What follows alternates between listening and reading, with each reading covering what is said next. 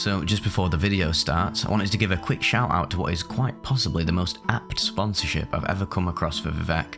Oftentimes I'll decline, 99.9% of sponsorship deals I come across because I just don't think Raid Shadow Legends is very appropriate for the sort of content on this channel.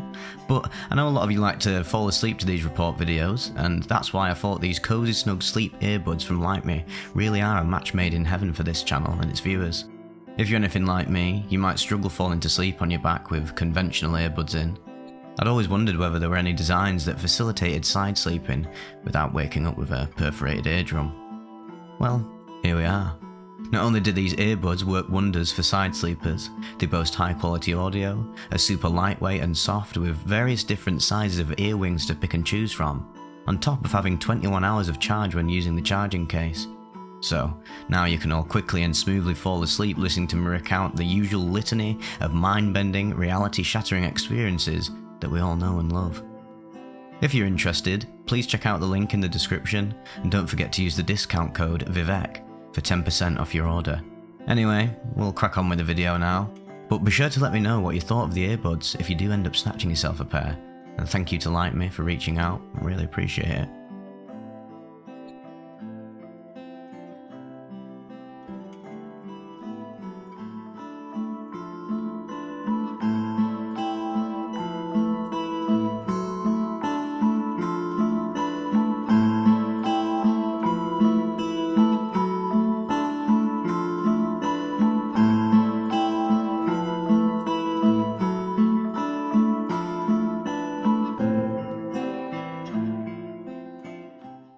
Oneness Beyond One, a mushroom trip report posted to the Vivec Discord. The sun rose and shone through my window as Tuesday reared its head. Over the past 3 weeks I'd been feeling a calling to trip, a calling stronger than I'd really felt before. I'd been planning this trip for a week, trying to mentally prepare myself and ensure that nothing would interrupt me while I was tripping. I almost didn't take this opportunity to trip though, because of a dream I had that Tuesday morning. Most of the other memories of that dream have escaped me, but the important part was that I dreamt that my mum had caught me tripping. Near the end of the dream though, I recall my older brother taking me aside and saying something along the lines of, "Don't worry, I've done it too. I'll handle it for you." When, in reality, my older brother is not the type of person who would trip at all, so I found it strange that he was defending me. Because of this dream, I decided to go about my day extremely carefully and mindfully, ensuring that everything was just right and that I was in a good enough headspace to be tripping.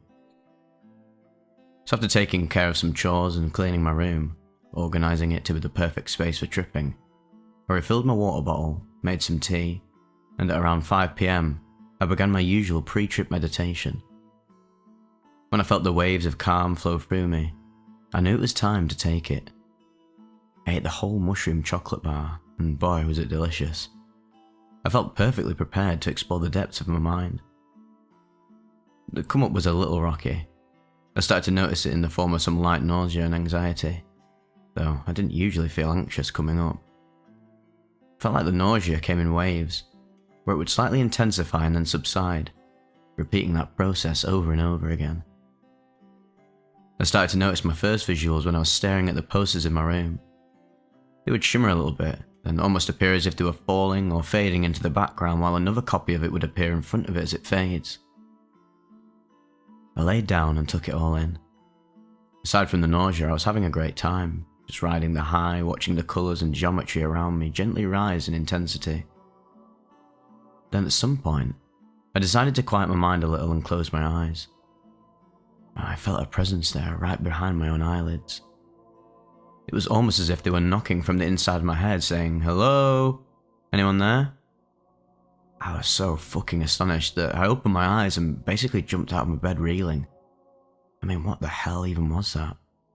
Is this what meeting entities is like? I shook off my nervousness and laid back down again, trying to settle the nausea and closing my eyes. When these strangers spoke, it was much less like audible speech and more akin to their words popping up in my mind. I then said something back to whoever this was in my head. "Hello?" My speech rang out into the space around me. The stranger's only response to it was their gentle aura, their presence that seemed to envelop me in something warm and loving, like a blanket of infinity. They seemed to be able to hear me when I spoke out loud, so that's how I ended up getting their attention. "Is anyone there?" I asked, and felt a response appear in front of my train of thought. It was a loving, "Hello there." Again, I shook off the surprise and continued to expand into this mindscape where the stranger was. Then, I slowly started to realise that it wasn't just one person, it was a whole group of people, and it felt like they were looking down upon me as I lay there. It almost gave me the vibe of a hospital, with a team of nurses simply doing their thing around me and taking care of me, and this aforementioned stranger started to make his role clear to me. Everyone in that space had such a genuine and caring energy surrounding them. It was almost like my mind had communicated exactly what I needed in the moment, which was something or someone to help ease the tension and great discomfort in my body. It was like a hospital of rebirth and healing. "Who are you, sir?" I asked out loud. A response came. "Think of me as your doctor. We'll take good care of you, don't worry." I turned my attention to the others in the room, the nurse-like ones who were going about their business around me in this mindscape. All of this was so confounding. Meanwhile, my waves of nausea refused to subside, occasionally sending some convulsions through my waking body. "What's happening to me, sir? Is this what death is like? Am I really dying already?" I asked. This person, who I'll refer to as the doctor, responded by making their loving and caring aura even stronger and more all-encompassing, totally shrouding my heart and mind with love. Dying? That's a complicated question. In one sense of the word, you'll live stronger than ever, but in the other sense, yes, you could say you are dying. It all felt so rapturous, the way all my senses seemed to mix into one another, with my stomach turning over and over. Something was surely slipping away from me, that being the entire world around me. Every atom from my waking life was falling into nothingness with me, and with the doctor. He gave off the feeling of a divine guide, someone who exists only to help me pass entirely into this other plane, someone who lives to expand love. I became much more sure of what was really happening here. I was indeed dying, you know, feeling my memories disappear and meld into one another, lying in my bed, transforming into the mindscape. I was dying and felt so good. It felt so incredibly good to let go of everything in the waking world, so euphoric to become this, whatever the hell I was actually becoming. Through all the ecstasy and bliss cascading into me, I managed to mutter quietly, "Hey doctor, I'm gonna be okay, right?" "Of course," the doctor responded. "You have us, and we're right here to help you through." He continued to project his aura into this space around us, and the more my ego and the world surrounding it slipped out of focus, the stronger this strangely powerful love became. I knew for sure I was in good hands, and this love continued to permeate my soul. It flowed and poured into me like nothing I've ever felt before. A pure and conscious effort to help me let go of the world that I experienced before this one. "Do you want me to hold your plushie while you go?" I lifted my weak arms off my bed to grab my Totoro plushie that I always put right beside my bed, and gave the doctor a hushed in response. "Just please take care of my body. Don't let it do anything weird while I'm not in it." In the most gentle and loving tone I've ever felt, he said, "Where we're going, you won't need that body." I then averted my gaze from him, noticing something entirely new. There were giant, blue, glowing ethereal beings holding bows pointed up at the sky, the expansive, beautiful, unending cosmos. Lined up at the feet of the giants were souls like mine, ready to cross between planes. The giants would take one of these souls, load them into the bow, and fire them off into the sky. They glistened so brightly as they flew, and every single one of them soared out into the deep. I realized that each one of them was morphing into a new form when they reached the place in the cosmos. Every soul transformed into a star, the very same stars that sing us to sleep at night, their symphony of voices just as radiantly beautiful as they are everlasting.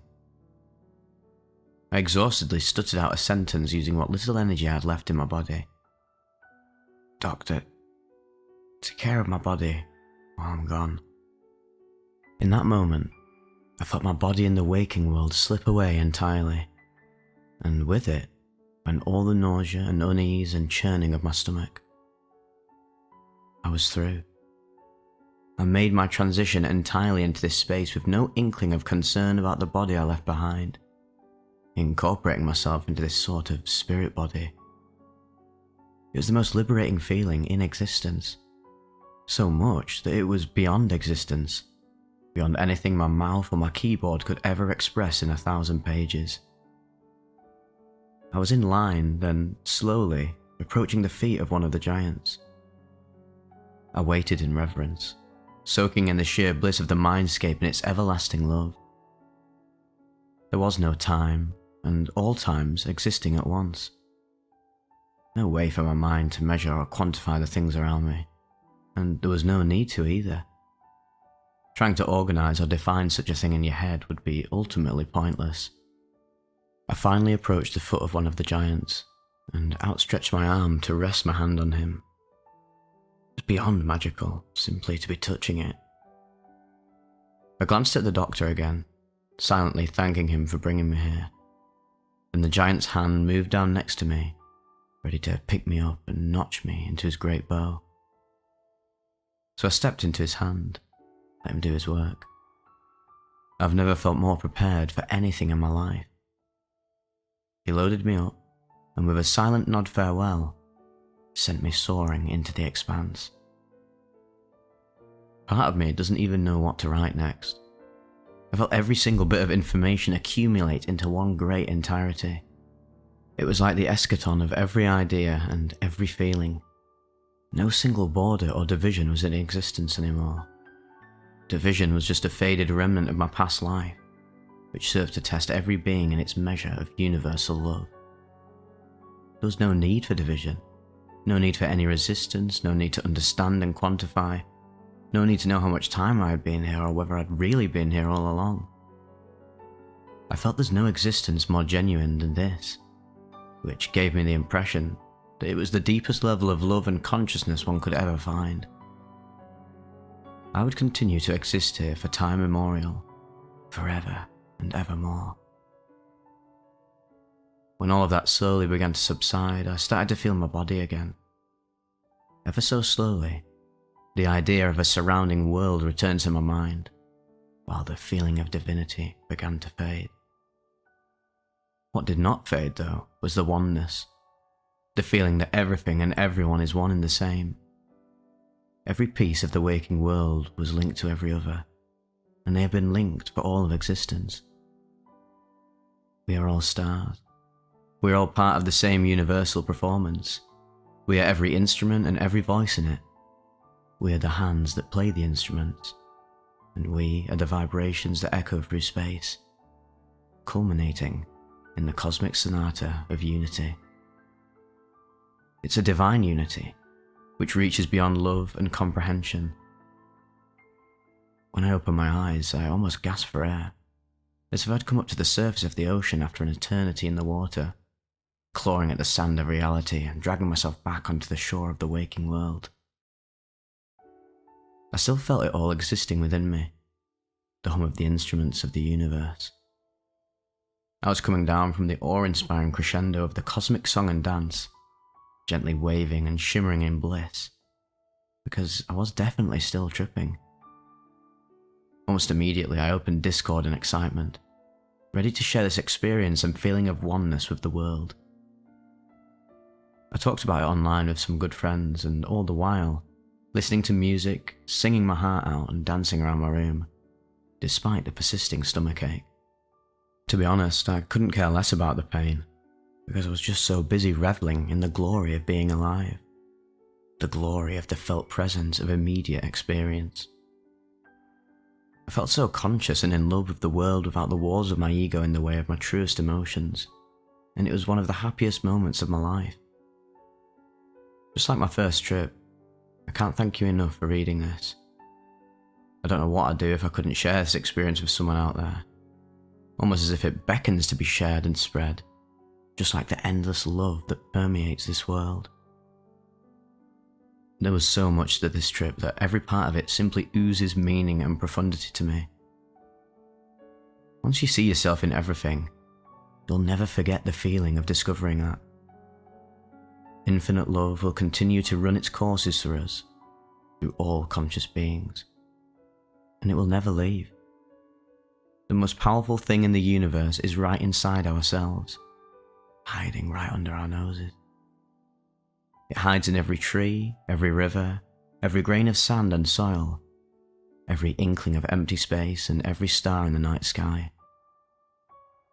What are we without our guiding lights but a whisper in the crowd that simply watches the cosmic performance? Love yourself, everyone, because you mean so much more than you know.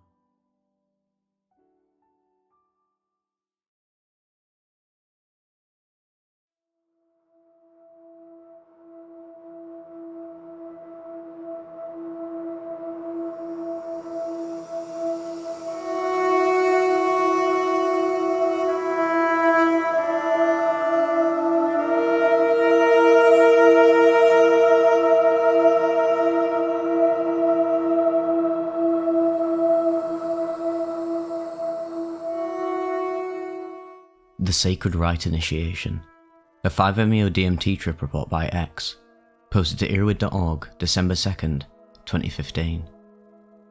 When I was initially invited into this experience by my best friend, I knew I wasn't ready. Because of a long history, 28 years, as a serious crack and heroin addict, I knew I had to be very careful of my motivations.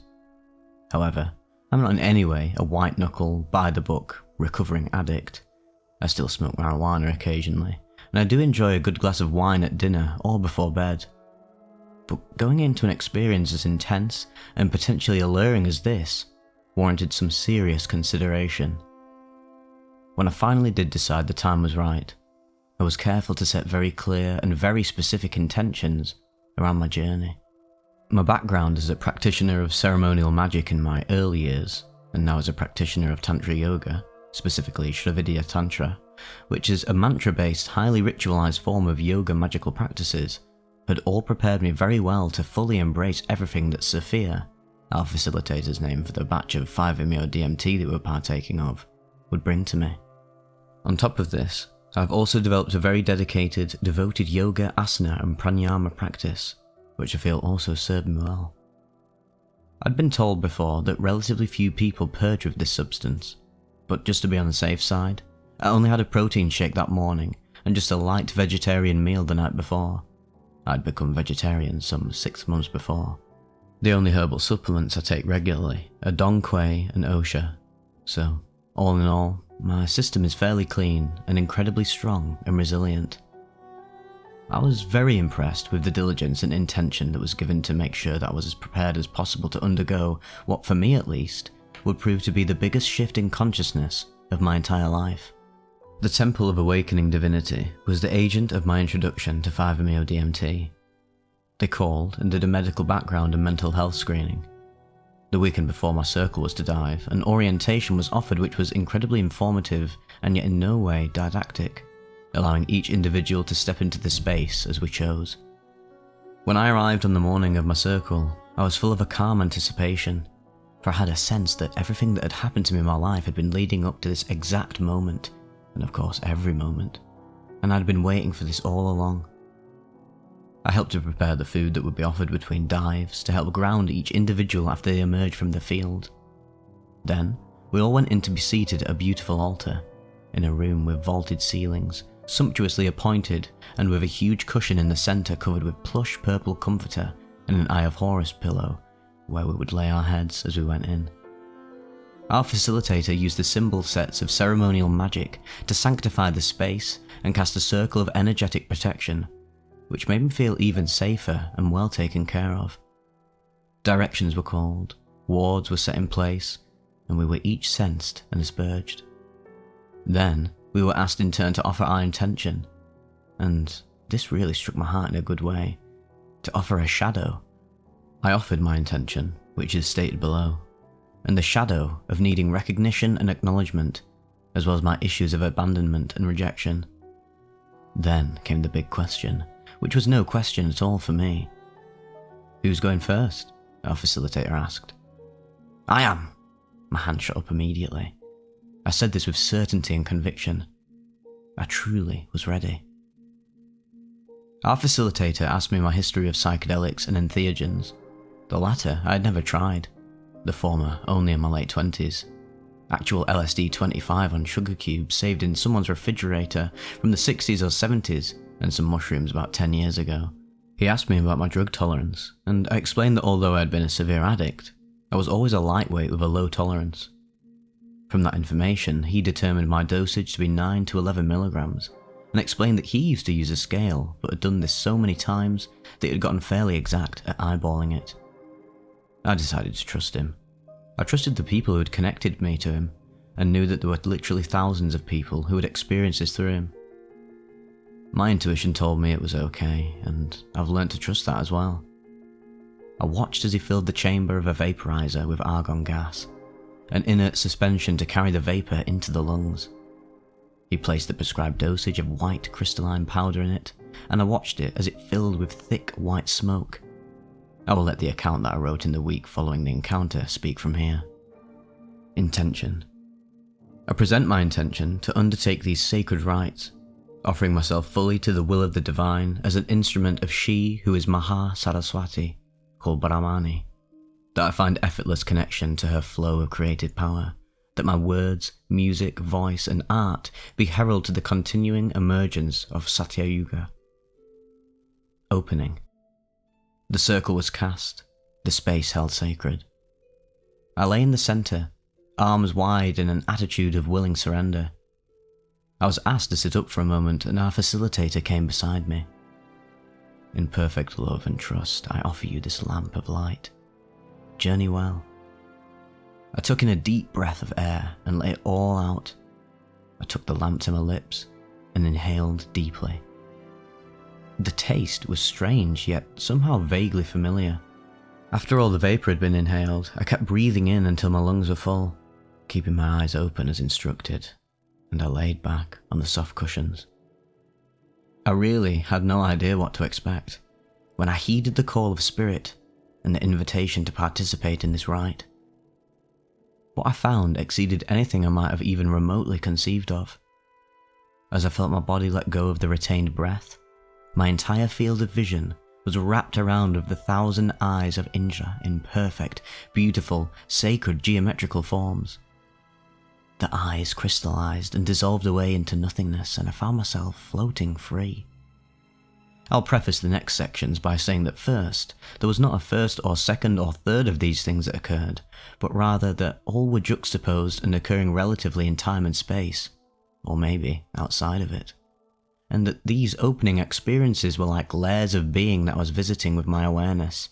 Experiential, yes, yet not in any way an effect of my mind, rather a construct of consciousness itself. The waiting room. I found myself floating free, and as I became aware of the environment, it seemed as if everything were made of a mercurial substance, all silvery and pastels, gossamer and mist.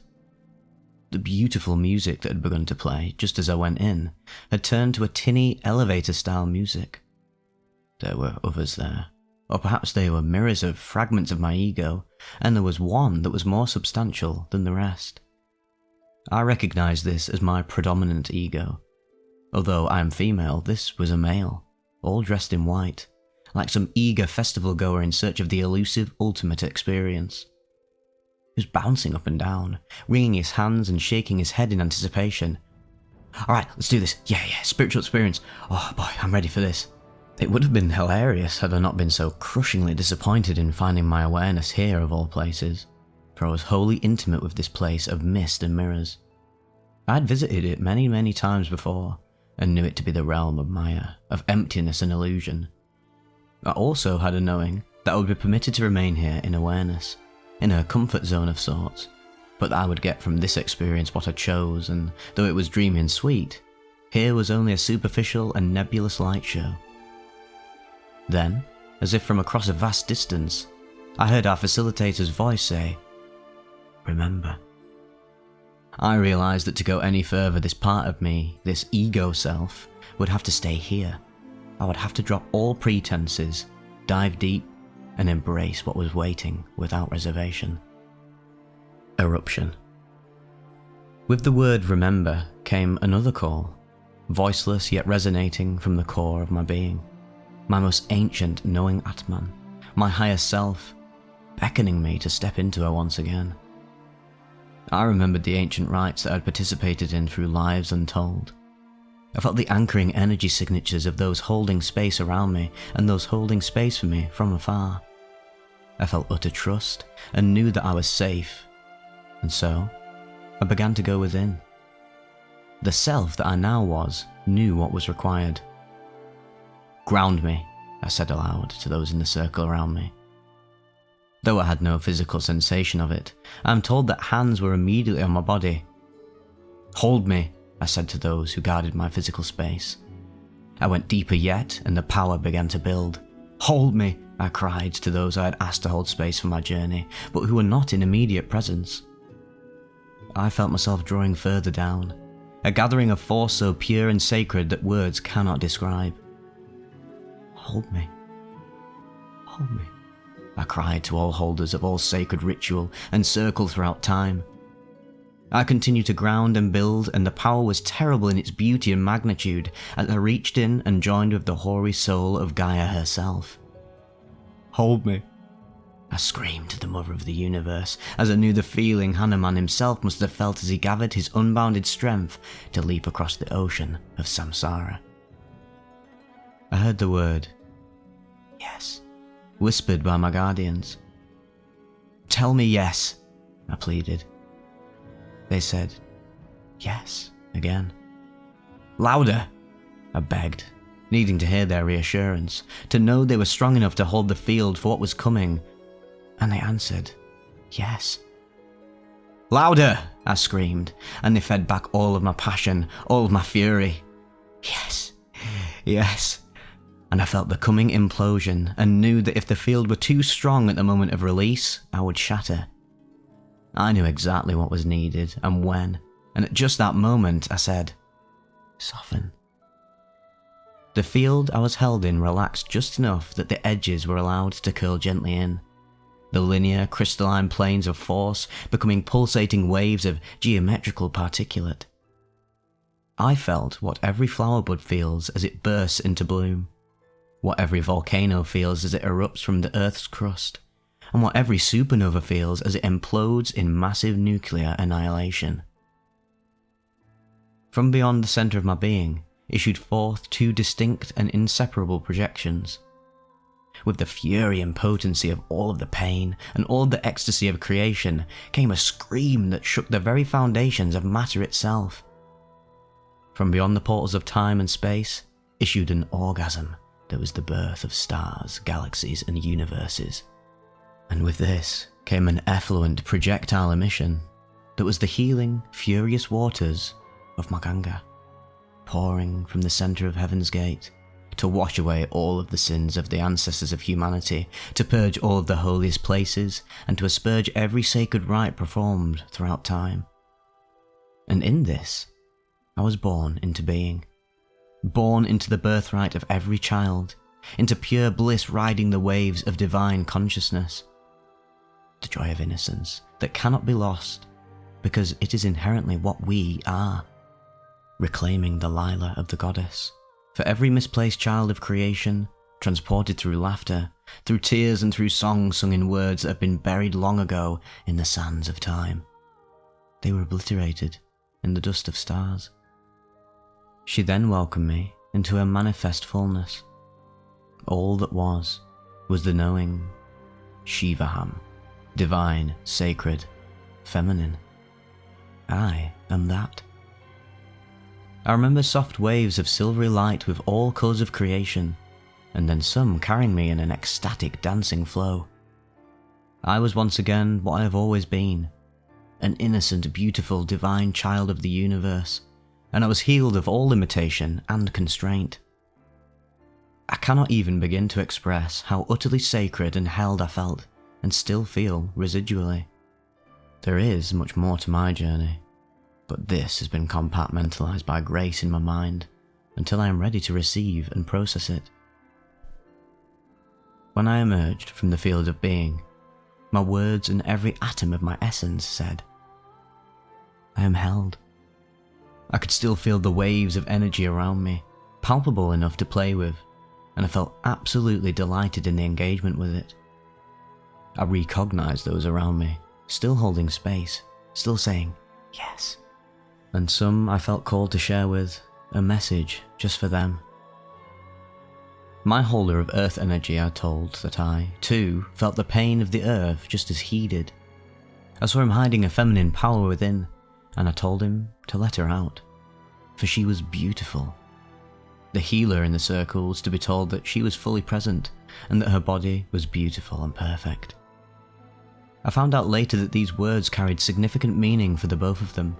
The analytical one, I admonished not to overthink it, and to surrender, and he would see and know it all, and yet not know a thing. Thank you. Thank you, I collapsed into saying. I said this over and over with tears of gratitude pouring from my eyes, and laughter pouring from my soul. So, now that a span of days has passed, it is interesting to observe my ego being very attached to the experience itself. In all of the workings I have engaged in before, I have come to understand never to expect any experience to be recreated. This will only lead to disappointment. And yet how the ego is attached. I now know, with the true understanding of first-hand experience, my person to simply be the island that I repose upon in this ocean of consciousness, my deepest self resting in santosha, content in the knowledge that I am truly held, truly supported, purely loved, and trusted to know and to find my way home. I am held. Hari Om Tat Sat. Namaste. Update. Well, now that over a month has passed, I am happy to say that the gifts of the intention I set have actually kept flowing in. My creativity has been reawakened and has been steadily blossoming. I have been writing, recording, as well as creating opportunities to share this music that moves through me. I feel much more alive now, and I see the light in all those around me more clearly and consistently. My practices feel more potent and powerful, and I feel I am a much more open conduit for the inherent divinity within to shine through. It has been revealed to me that my path with 5-MeO-DMT is not quite over just yet. However, I am content to receive the fullness of this experience and to not be in a rush to get to the next one. An integration circle was offered at the end of the week of deep dive circles that was crucial to my own process. I was able to acknowledge the addict mind that just wanted to do it again, and hearing the singular and intimately personal ways in which each person described their experience that reminded me that this was a moment in time that would remain forever unique unto itself, for me and me alone. Writing this account has also been a part of my own process, and I can only hope that the sharing of it will in some way serve in the field of collective consciousness.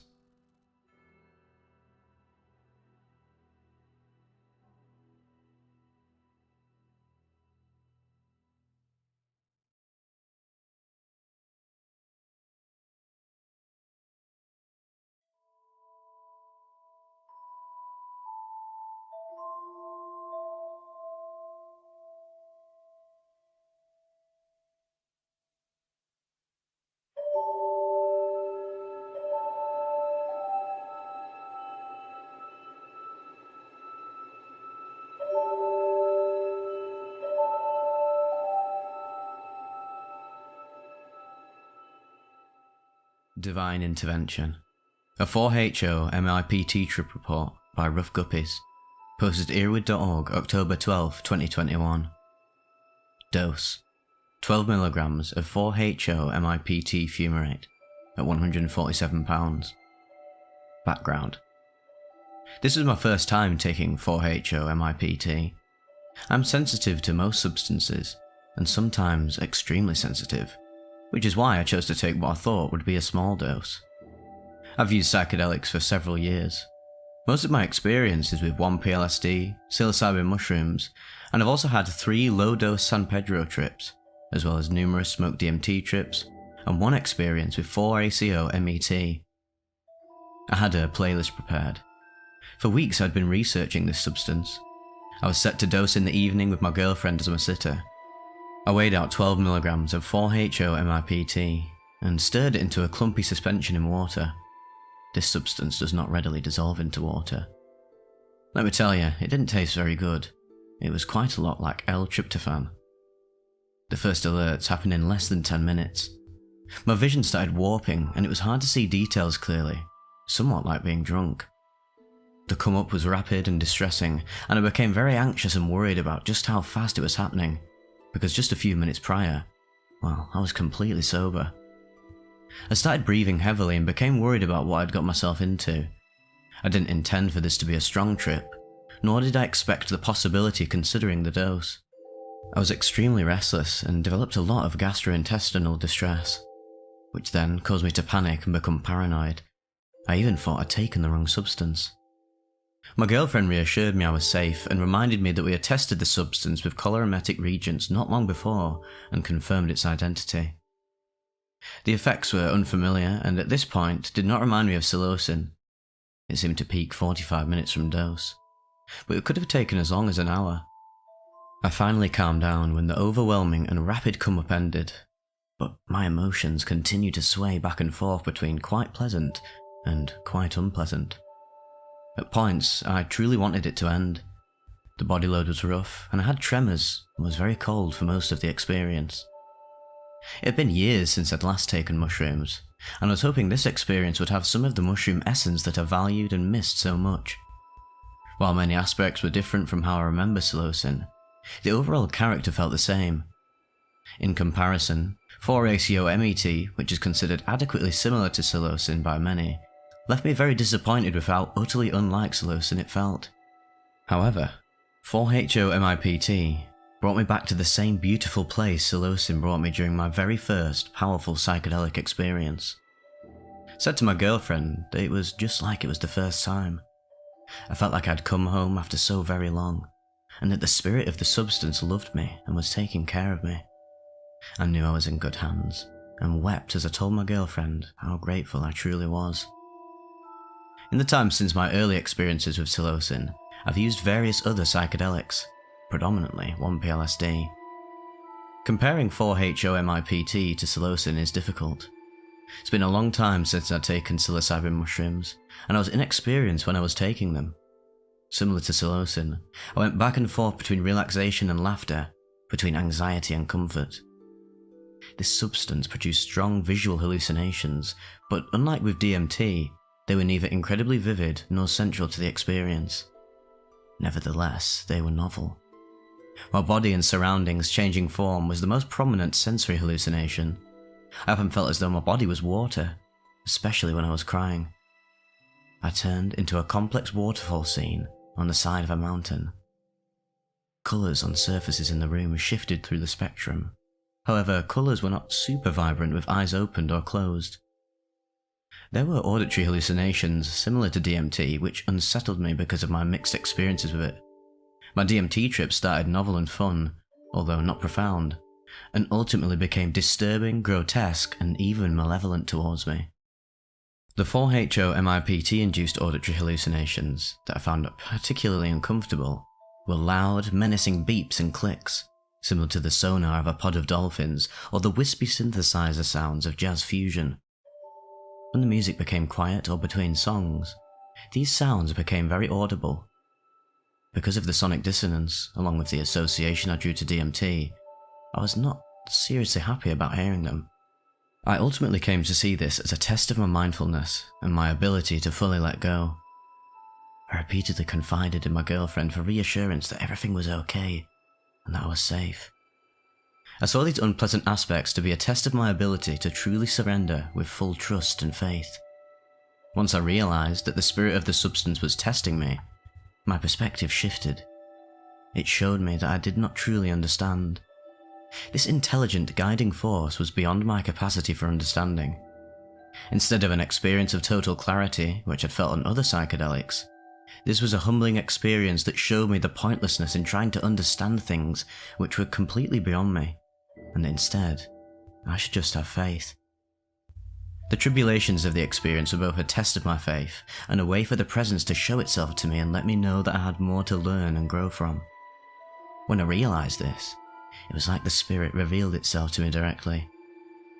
The presence manifested itself and was divine and loving. It proved to me how small I am. I'm not a religious person per se, nor was I raised religious, and I've never and still don't believe in a god or gods, which made this experience unanticipated and stunning.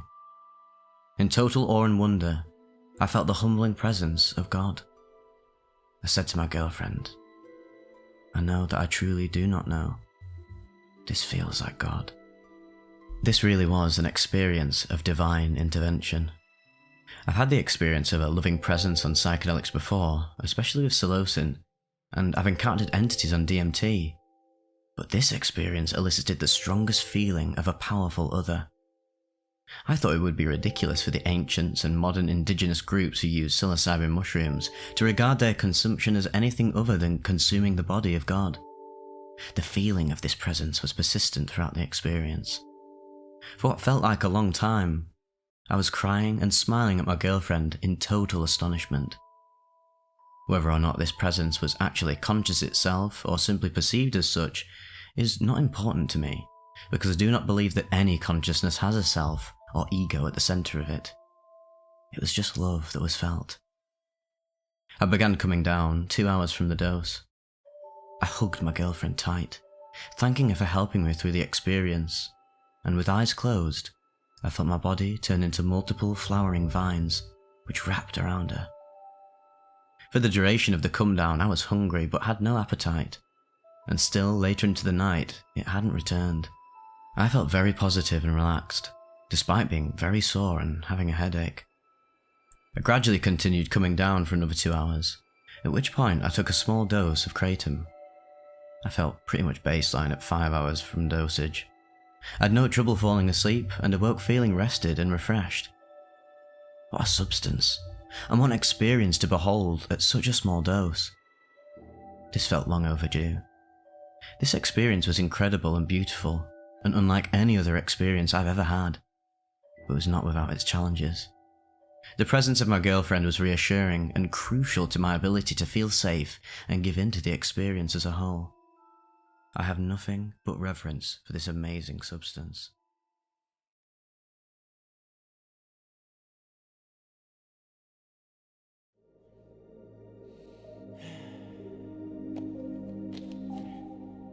To Heaven and Back, a methadone and ibogaine trip report by Jason, posted to earwid.org May 10th, 2006. For the umpteenth time, I was reducing off the methadone.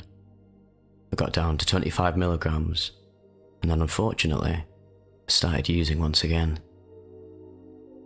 I then went up to 60 milligrams. This was very depressing, wanting to get off the methadone, and knowing that I would have to reduce again and go through all of this all over. As we know, to reduce from 60 milligrams down to 25 milligrams is much easier than that from 25 milligrams to 0. If I can't handle going to 25 milligrams, how am I going to go from 25 milligrams to nothing? I don't think I can do this anymore. I've been trying for so many years. I was quickly losing interest in living. I just wanted to go home to the other side. Being addicted to opiates for 23 years has become too much to bear. I was at my wit's end. I was giving up and going down fast. One day, soon after, in utter despair, I had a thought come into my head. Hang in there, it's almost over. Being desperate to be pulled out of the ocean of addiction, I held on to that thought. How exactly could this nearly be over? It'll take another year at least to reduce to 60 milligrams. But the thought kept coming to me over and over again. Hang in there, it's almost over. I started to get some hope back. I thought the only way this can be over quick is if I find a great rehab and come straight off the stuff. I now believe the voice in my head was my brother who had passed on. He'd also battled with addiction all his life. I started to search the internet and found this great rehab in the States that uses some of Ron Hubbard's techniques: nutrition, sauna, and other things. I had heard of this type of treatment before, and I was hopeful. I contacted them and spoke to this great guy, who unfortunately I cannot remember the name of. This man told me that I needed to detox before coming to the rehab, and advised me a couple of methods, one of which being the controversial Ibogaine or Iboga, and it gave me a URL to an Ibogaine site. I logged onto this site and started talking to some of the people, and reading as much as I could absorb on Ibogaine. I was fortunate to be able to talk to a few people before treatment, as well as during and after. The surge of hope flowing through me was incredible. I could finally see a way out. I was getting goosebumps. I applied for a loan and got it. I spoke to some providers and then rang S in Amsterdam. It was then booked and organised. I took 600 milligrams of Ficeptone with me, basically methadone in a tablet, and worked out that if I triple dosed for the next 3 days or so, I would be finished with them as I got to Sarah's, the final stone on opiates before detoxing. I got to Amsterdam airport and was warmly greeted with a hug from S. We jumped into the car and drove to her place. I gave S what little Ficeptone I had left. But when I got to S's, the fear started to set in. This was it. Oh shit, what am I doing here? I don't think I can actually do this. Nah, I can't do this, I have to go back. For the next few hours, I'm trying to figure out how I was going to get back at all. S could see how utterly scared I was and started to calm me. I would have rathered a bear came into the camp to attack, as I could have seen what I was facing. I stayed the night and woke in the morning very anxious. Fuck. No methadone. Can't go back and face everyone not having at least tried this though, I guess.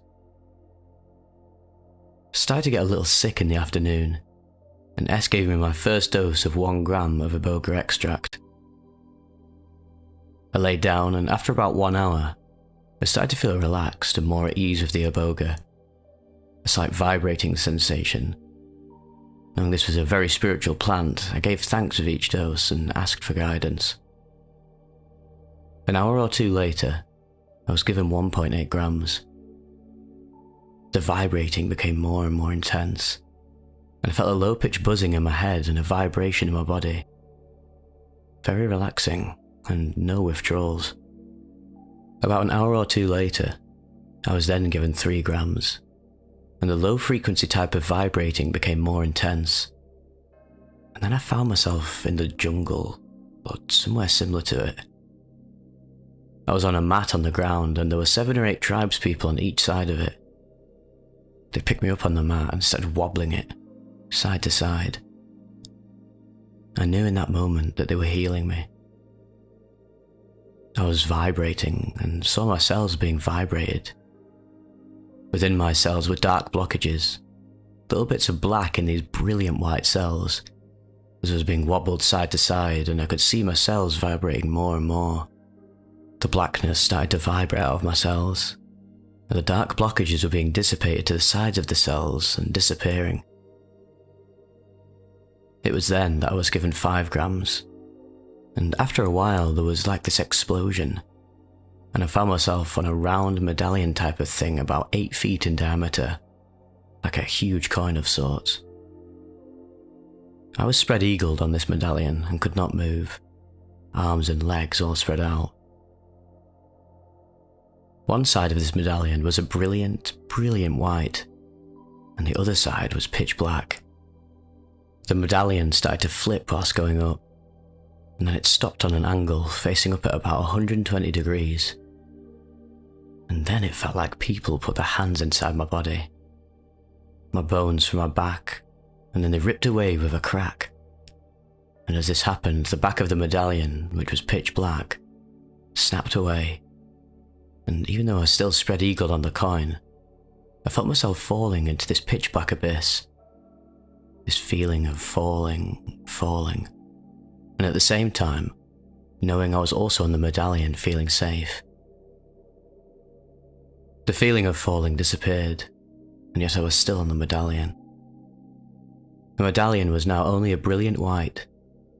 It started to flip again and go up, making this type of sound as it went up, like a woof, woof, woof.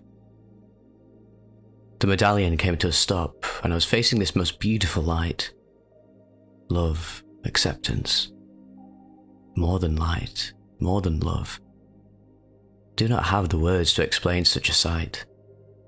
A vast light like a liquid love. So bright, so expansive.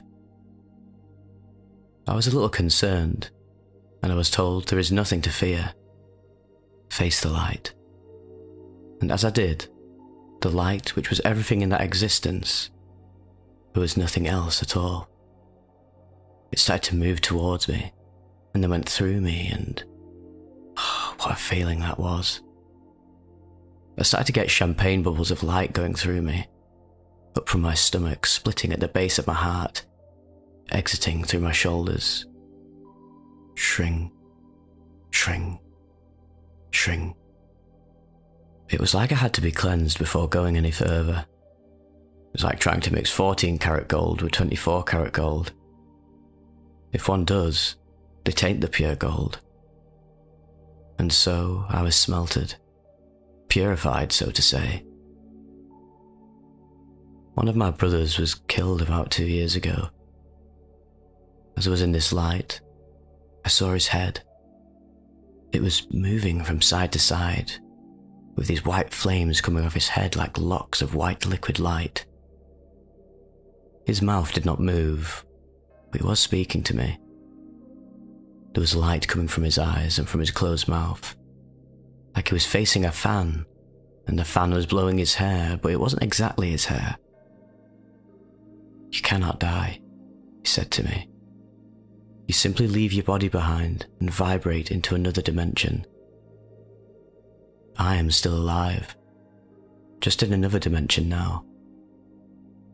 If you truly want to honor my name, live life to the fullest, and I will live through you until you come home." The love pouring from him was incredible. He was incredible, and so beautiful. I still see him clearly. I was shown I am one with everything, and I felt it. I was told I can experience anyone that ever was or is, yet who do I wish to experience? I wanted to feel what it would be like to be Jesus, and as I thought this, I was coming into a body from above. This being of light had white light as hair saddling his shoulders, and as I entered this body of light, I got this tremendous feeling of love coming out of my mouth and outstretched hands, like beacons of light coming from my hands, and a tremendous feeling of love and compassion within, being sent out within this world. Whoa. I was falling in love with love itself. This was pure and utter bliss, and as I woke up, I felt as if my heart was outside of my body. It was turned inside out and twisted a little like a gene. I went to get up, and as I did, it felt like I would leave my heart behind if I moved too fast. A bit like how your stomach would feel as you go down a roller coaster.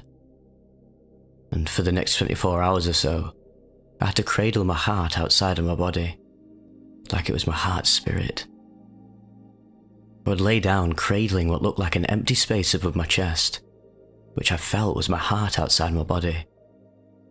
It felt red raw, inside out, twisted, and it hurt. After about 24 hours or so, my heart felt like it was untwisting and going back inside me. Then something started to fill my heart with what looked and felt like liquid golden honey. They filled it until my heart overflowed with love. I could feel the liquid honey overflowing and trickling down. The feeling of this was so filling.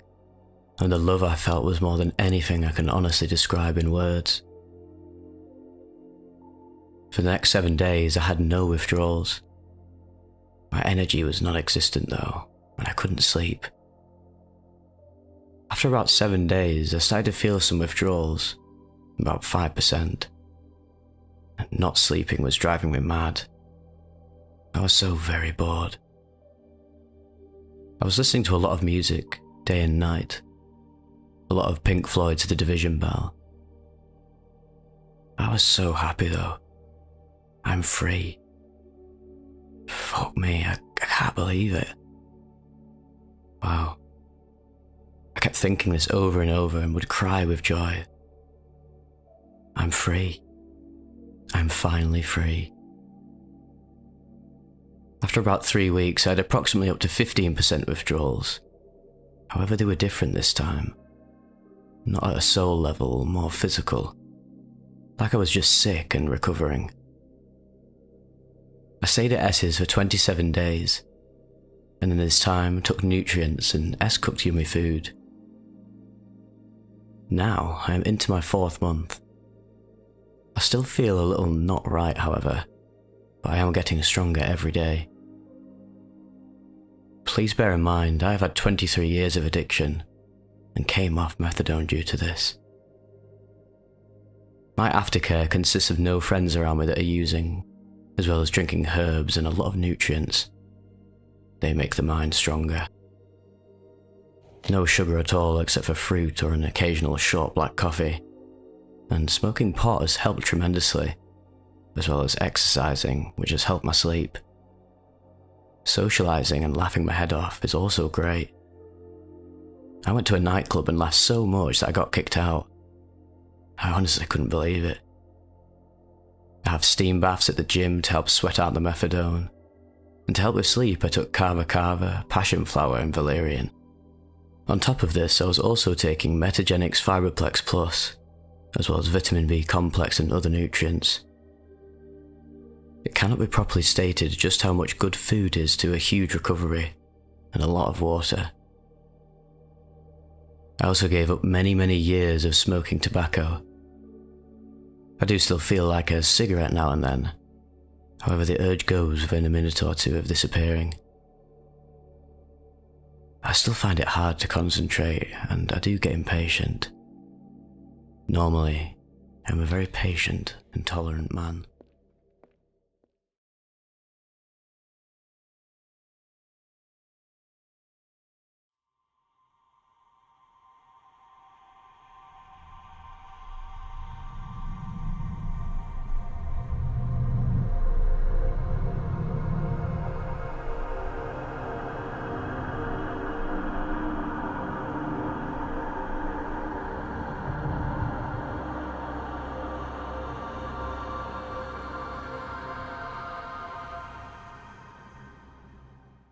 A New Heaven. A ketamine and 1PLSD trip report by Modern Jesus. Posted to earwid.org, September 30th, 2016. Some background. I've done practically every substance you can imagine, ranging from small to heavy doses throughout my life, from many different types of psychedelics, stimulants, and sedatives. I'm a veteran. I should also note that I am what is commonly considered to be clairvoyant, with background in occult practices. Before I started my workday, I'd taken a quarter tab of 1PLSD, 25 micrograms, as I typically do almost every other day for energy, focus, mood, etc. There was nothing out of the ordinary about my day, and I was having an awesome day in fact, and was in a great mood. At T+8 hours, I got home from work and felt an unusual urge to dive into a K-hole, so I followed my gut and proceeded to prepare my shots. I started this experience the same way I always do. I went into my temple, meditation room, and I placed the syringes before Ganesh's shrine to be blessed. I asked for my guides to keep me safe during this journey, and asked for myself to be placed in a positive timeline. I bow, thank the gods, and then proceeded to go to my bedroom and set up my speakers, blindfold, rubbing alcohol, etc. Now I'm all set. Before I lie down, I try something different this time. I speak to the universe. It is my intention to be attuned and reconnected back to my memory bank in the Akashic Records through my being, and I ask to be flooded with the highest amount of information I can handle at this time. During this process, it is my will to connect with my higher self, and I ask him to orchestrate this for me. May the energy flow for as long as it's needed. Thank you. This intent was the only thing I had done differently this time around. T plus 9 hours. I lie down, put on my usual ketamine playlist, Merlin's Magic, Healing Harmonies, you can find it on YouTube. I vaporize a bowl and bless it with my intentions. I found through repeated experiences and experiments that getting stoned beforehand intensifies the whole. I then proceed to inject 150 milligrams of ketamine IM into my thigh, followed by 70 milligrams intranasal. I put my blindfold on, get comfortable, and prepare to blast out. As the effects start to come on, with the typical gradual dissociation and detachment, frequency increases, as well as a high-pitched ringing, and a feeling that warm and fuzzy dissociative blanket covering me. Everything began to get much more serious and intense, and I knew quite quickly that this experience was going to be much, much different than anything else I've ever gone through before. Normally, when I enter the K-Hole, the typical experience consists of something that is comparable to an immersive VR cyberpunk lucid dream, where I fly around through familiar subconscious matrix memories, and end up forgetting the vast majority of what I experience, due to the memory creating part of the brain being switched off. Extreme time dilation is something typical, and normally I come out of the experience dazed for a few hours. I can usually expect a good memory defrag, and I always use the experience to tweak internal programs and beliefs while I'm in the astral. However, during this experience, I was propelled into the highest levels of supposed memory that I've never gone into before, and it was much more colourful, vivid and realistic than any of my typical experiences. Time was extremely dilated, much more so than normal, and the entire experience felt like it could have lasted several days. However, as usual, I only remember fragments I was able to hold on to. Time meant nothing. I flew through infinite layers of new and vivid landscapes, and I even remember seeing different versions of myself existing in different timelines, and choosing the timeline I was going to stick with. I remember vividly being in and seeing a type of psychedelic soul processing facility. For a period of time, I was convinced that I had accidentally killed myself, and that I was never coming back. Although, I made peace with this. I felt as if I had opened up or attuned to some type of portal system. I was presented with the choice to live or die, and I remember making the conscious choice to keep on living. So what happened next is even more hazy. I vividly remember being engulfed in a type of blue energy field, and being surrounded by many beings. I remember seeing many blue orbs, and I distinctly remember accepting a request and merging my being with another entity. I also remember different unique melodies playing during my playlist that I know that I've never heard before. The memory of the rest of my experience is foggy, but it consisted of flying through many novel and immersive landscapes, until I reached a point of being back in my body about an hour and a half later. T plus 10 hours and 30 minutes. I came out of this experience feeling absolutely ecstatic, filled with new and empowered energy. I'm now able to see many new possible timelines that I wasn't able to see before. However, I felt different. I felt amazing. But I also felt like I wasn't alone with myself. I stretched and had a shower while listening to music. I felt the urge to ask, who else is residing in my body? What immediately came out of my mouth with a strong tone was Ishtar. I then proceed to laugh hysterically and have a conversation with this being. The details of this conversation I cannot remember, unfortunately. The rest of the experience is negligible, but I'm left with new perspective, reassurance, and a new lust for life. Speculation. Intuitively, I feel that it's possible that the heavens, the astral, have transformed, and there is a distinct newness to the territory. This may be the long prophesied time of the new heaven and new earth, now being manifest. I also feel that it's possible that I have experienced what is commonly referred to as a walk-in experience with another entity or spirit, with this being that called itself Ishtar. Since this experience, I feel as though I've acquired a type of expansion pack to my being. Perhaps I made a soul contract with another being, although I can only speculate. I feel it's likely that when a person opens themselves up to the astral realms, that they open themselves up to the possibility of unexpectedly encountering trans-dimensional beings who may or may not have their best intentions at heart. I strongly advise asking for spiritual protection and having intentional direction during an experience like this. Now, I've gone through 100+ K-hole experiences in my life, with and without other psychedelics in my system, so I know what to expect normally. I've even gone into the K-hole while being on much higher doses of acid and even 2CB before, but never in my life have I ever experienced anything like this. I'm very familiar with the typical terrain of the astral, but this was very different. This experience report pales in comparison to the actual experience itself, and is an overall poor rendition of the scope and magnificence of what was experienced. But alas, this is the best of what I was able to remember and structure into words. With ketamine in higher doses, it's practically impossible to bring anything back, so to speak. Ketamine is one hell of a drug. Treat this sacrament with the respect that it deserves, and please, journey safe.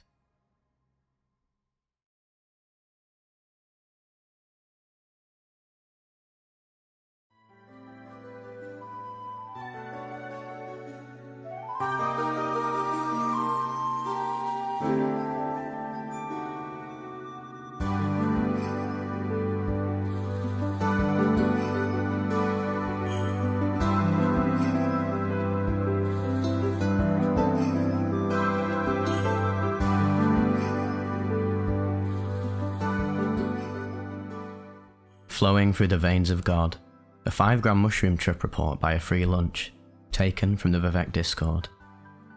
My girlfriend and I live in an old jackrabbit cabin in the Mojave Desert. At the time, we had the place to ourselves and free of obligations for a couple days, so we decided to take psilocybin mushrooms together and watch the sunset. Our respective doses were each about 5 grams and we ate them simultaneously. We weren't expecting anything unusual, but were hoping for a spectacular sunset, as they often are out here in the middle of nowhere. I was primarily hoping to get a better look at the glistening strings which connect all the stars together, something I have always seen in the sky when I use psilocybin at night. I have a long-standing relationship with psilocybin mushrooms, which has never once been negative or upsetting, and I typically microdose, as I find it greatly improves my energy, mood, and ability to focus. I was not microdosing at any recent time before this experience, however. The mushrooms are of the Burma variety, grown and dubbed Myanmar Lightning by a dear friend who I learned much about amateur mycology with when we were roommates in another place and time. In my personal opinion, the effects of this very well-loved specimen are not quite like others I've tried before, but they definitely still fall within the realm of common mushroom trips for the most part. Maybe the passion with which he works feeds them in a way unknown to science, and after this experience, I wouldn't doubt it. Once the effects of the psilocybin had taken hold, and after rounding up some homemade herbal tea and blankets, we climbed to an elevated platform which stands about 12 feet high out behind the cabin. As our cabin is built near the crest of a hill, this observation deck, which we refer to as Star Porch, offers a 360-degree view of the desert around us, and a full, unobstructed view of the night sky. We sat together and sipped the violet-coloured tea my girlfriend made. It contained many flowers, was not caffeinated, and if she can remember the recipe, I will include it as a footnote. The flavour, and especially the aroma, had a strong and pleasant effect, which I could feel throughout my whole body. Simply smelling the tea produced painterly waves of fractals before my eyes. As the sky darkened fully, my partner expressed her desire to quit smoking cigarettes. She explained that she wanted to be free from the grip of addiction to them, and how she wanted to keep a relationship with smoking in the way one keeps a relationship with an old lover, an occasional visit, an occasional reconnection. I told her she had my full support. Her desire to be free was almost tangible to me, and her analogy was beautiful and vivid in my mind. I could feel and see the force of life and will around her, like a warm light radiating from her centre. She sat in silence while I admired her, and I began to feel something else. It was a sense of longing, or perhaps a sense of duty, but not one that I felt, one that she felt. I could tell that she longed to nurture the young. I could see that she wanted a child. I considered the indecision and traumatic past surrounding my own fatherhood, and felt deeply sad that I didn't yet share in her yearning. As I looked on, I saw her in a way that was surreal and yet true. She took the form of a ruby purple-coloured daffodil, glowing against the dark sky. Her head was a full and beautiful bloom, craning over and looking downward as daffodil blooms tend to do. Before her on the deck of the porch, little daffodils were huddled together. Their blooming heads beamed up to her while she hung over them, as if she were singing a song or teaching a lesson which held them rapt with attention. I began to cry for the beauty of what I saw, and I moved to hold her close to me. At this point, my self-image was that of a brilliant blue-winged humanoid creature, emanating a strong light and power of my own, and she took a similar winged form to mine, still glowing with the ethereal purple light and warm radiance as before.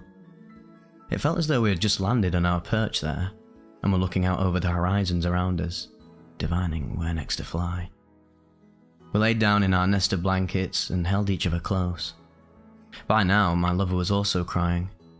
I could feel our tears combining as our faces pressed together, while the light and beauty that shone out from each of us warmed me under the cold night sky. Suddenly, unexpectedly, in a way that two rain droplets may become one in a lucky breeze, our separate consciousnesses combined, and we became formless together. I was unbothered, even gleeful that this was happening, and it seemed that she was too. We identified and greeted each other wordlessly in this bright place, and we communicated ideas without speaking. It wasn't much like speaking at all, in fact, or at least it wasn't like speaking English. It was the most directly I've ever communicated with anyone.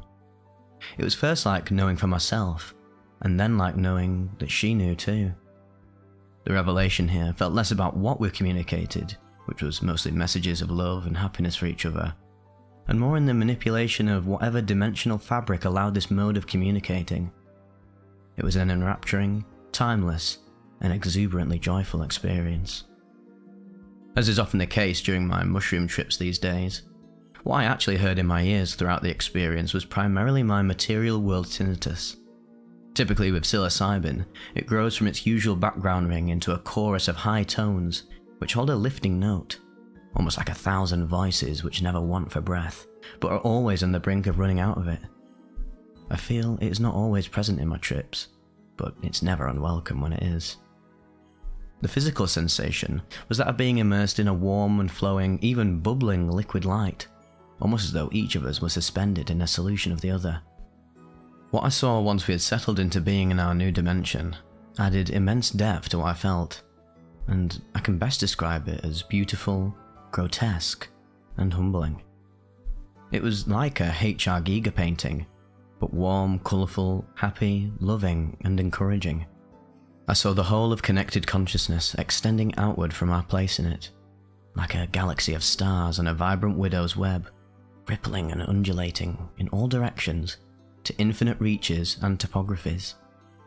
We flowed together, like fluorescent, multicoloured blood through channels and veins, through parts of a body the likes of which I had never before seen, but somehow I observed with an easy acceptance, as though it was very obviously just the way things are. What I saw, in my own belief, was God, and our place within it at that time. Those here familiar with God may draw their own conclusions as to what form it truly takes. The image I experienced is still hanging in my mind's eye, which I cannot describe further with words. When we returned to our separate selves, after an unrecorded and unremembered amount of time in that plane of existence, we sat together, searching for ways to put it into words. As we compared what each of us had just experienced, we realized it all matched, from the sensations to the visuals to the unspoken communication. The fact that I was able to see from an elevated perspective while merged with another person who can corroborate what happened constantly blows my mind. A psychic connection? A soul bond? Whatever it was, we both felt it was a glimpse into a greater truth beyond our perceived world. Coming from an early childhood of Sunday schools and youth groups, to eventually becoming a high school atheist, I've long since my mid-20s worked to develop a personal spirituality that is divorced from religion, and to find faith which lacks dogma, while still informing my sense of morality. It is through this experience that my years of seeking felt deeply rewarded, and at the time of writing, I still think about this daily. This peek behind the veil was moving for both me and my partner. Unlike any vivid dream I've had, which tend to fade quickly if I don't write them down soon enough, this happened months ago, and this is the first time I'm putting it into writing. It was so real, I couldn't forget a single aspect of it. We decided the same night that though we wish to experience more of what we saw, we understand it may never come to us again, and we have to yet try to replicate the experience in any way we can. If it ever happens again, I will write of that here as well. I hope this report is somehow meaningful to others who are seeking. Psychedelics, even when taken unceremoniously, can change your life and the attitudes you take toward it. They can reveal and amplify what's inside of you and what's all around you, even if you don't always see it yourself. Respect them and ingest them with love and care. Thanks for reading. So, he actually left the ingredients for the tea. Oh my god, I'm going to butcher so many of these. Well, just one. Calendula, violet, rose petal, rose hip, hibiscus, chamomile and honey. I'll feature them on the screen if you're watching. Now, what's interesting about this report is that we actually have a second one here, and this is covering his girlfriend's experience, so I'm just going to jump straight into that. It's a really nice addendum to the report.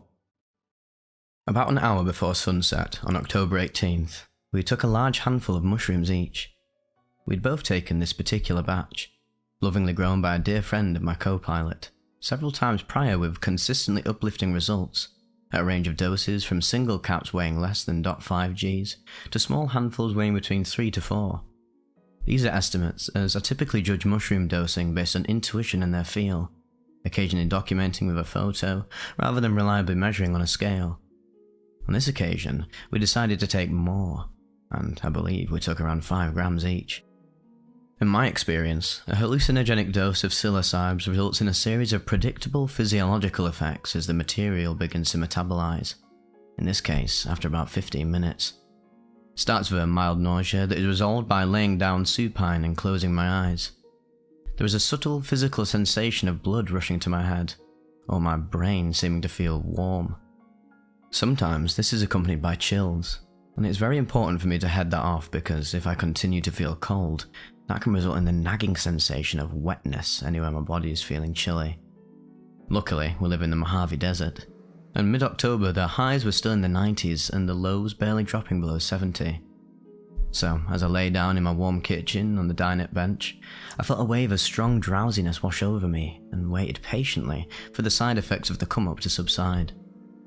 This stupor, however, was much more pronounced and long-lasting than those I experienced previously. When my partner checked on me after 15 minutes of laying there, I remember explaining that I felt sleepy and nauseous. I wasn't really uncomfortable, because I understood that I had taken a higher dose than I'd possibly ever done in the last 15 years of using it, and I was accepting of the temporary state. Another 15 to 20 minutes went by, the sunlight was now disappearing, and I got up to urinate and immediately felt so drowsy it verged on dizziness. I remember telling my partner I felt weak as I left the bathroom. We'd taken this dose with the house to ourselves intentionally to have an evening of laughter, cuddling and stargazing while our roommates were away. 2 months prior we'd started living together, and our relationship was blossoming into a more serious commitment. Both of us had looked forward to having an opportunity to share quality time together while our roommates were absent. As he caringly inquired into my status, I became aware that I wanted to proactively shake my side effects, and something struck me that I needed to make a tea.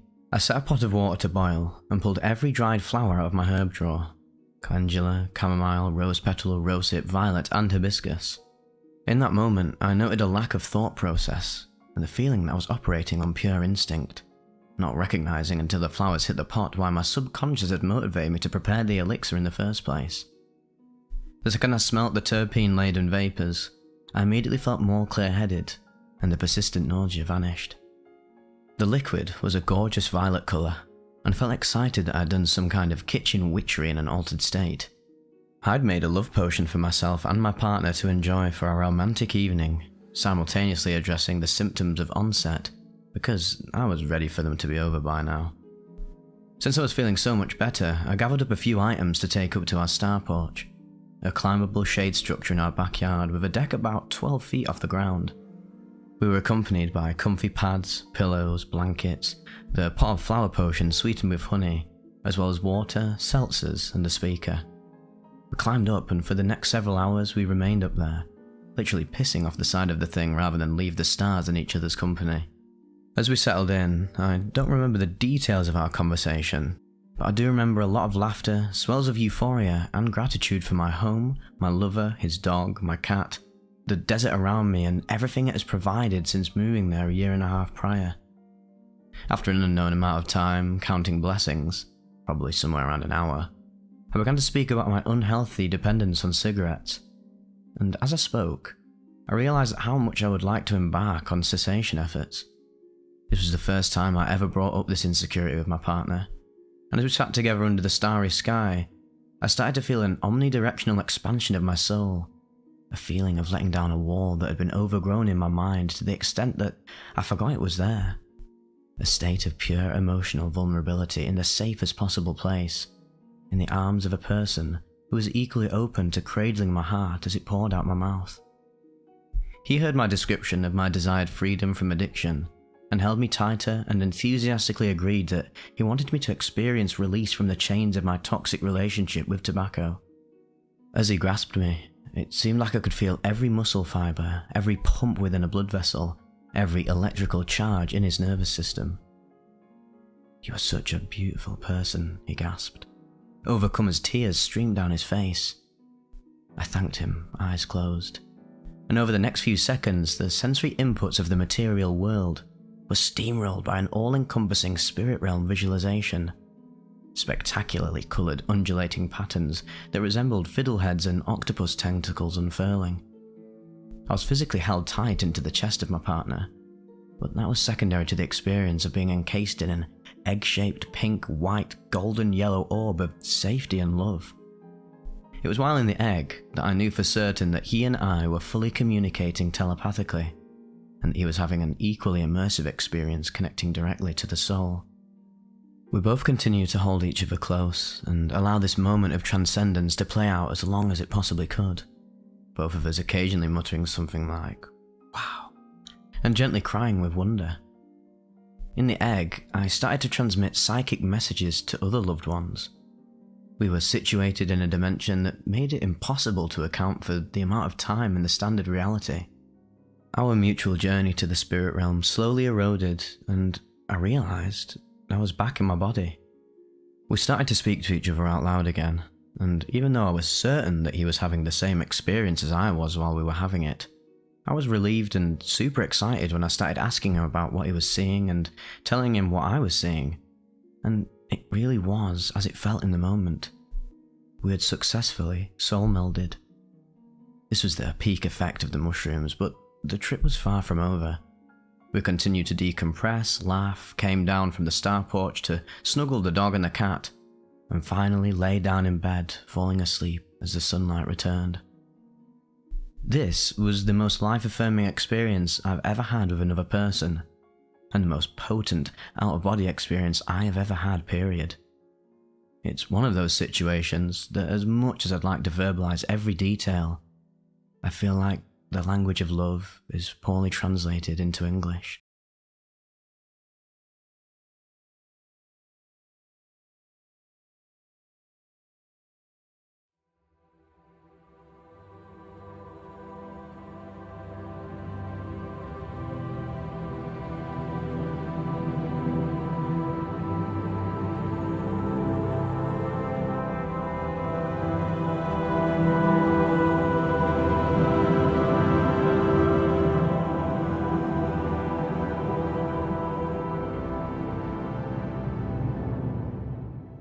A marvellous, joyful, encouraging journey. An Amanita muscaria and Hawaiian baby woodrose trip report. Posted by Lucky57 to eroid.org, September 1st, 2018. If it matters, I am 6'6", height-weight proportionate. I took these substances at home by myself at 4:20 PM, Mountain Daylight Savings Time on August 11th, 2018. This instance was the first time I'd ever taken any sort of mushroom. I'd read that keeping the dosage low is a good idea on the first try. I'd taken Hawaiian baby woodrose seeds before in combination with morning glory seeds, with somewhat unsatisfactory results: nausea, lack of intensity, etc. My mindset was extremely relaxed in the matter. I felt quite confident about what I was doing and that nothing would happen that I couldn't handle psychologically. I'd read that having a sitter, at least on the first try, was a good idea. But I consider myself a very stable person, one who's endured a couple of so-called bad trips along with some very traumatic experiences in life. But having survived them all and being in my 60s, I didn't feel prone to any sort of psychological breakdown. I didn't wish to take on an empty stomach. I felt that might lead to nausea. I tried various preparation methods with morning glory seeds, all of which were taken on an empty stomach with the experience of nearly intolerable nausea. About 90 minutes prior to ingestion of the caps and seeds, I ate a turkey and cheese sandwich with a little mustard and a little caffeine-free Diet Coca-Cola. I tore off small pieces of the mushroom and chewed them all carefully. It didn't really taste that bad either, sort of earthy, musky.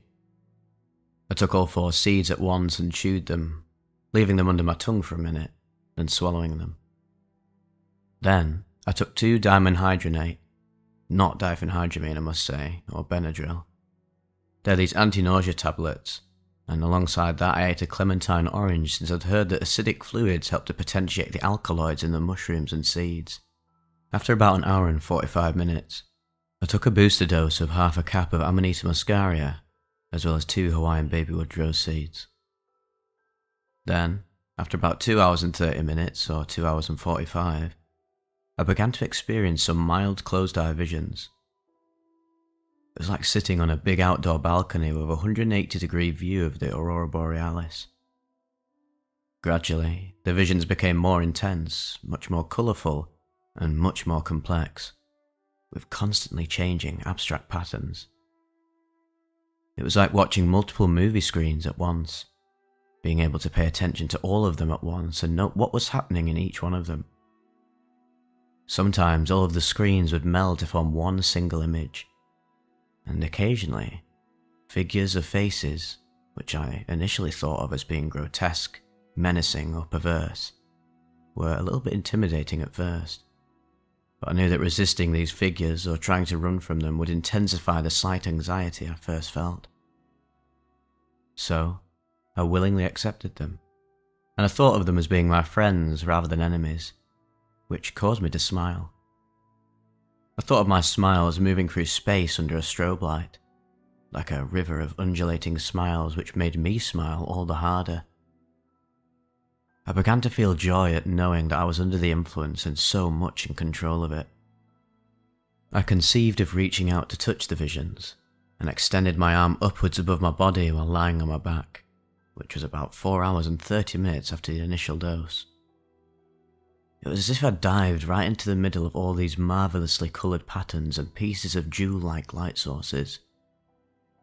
They were inside of me now, making me feel happy, secure and warm. They filled me up, and I exploded into 1,000 whirling, multicoloured galaxies, all sending off sparks of light.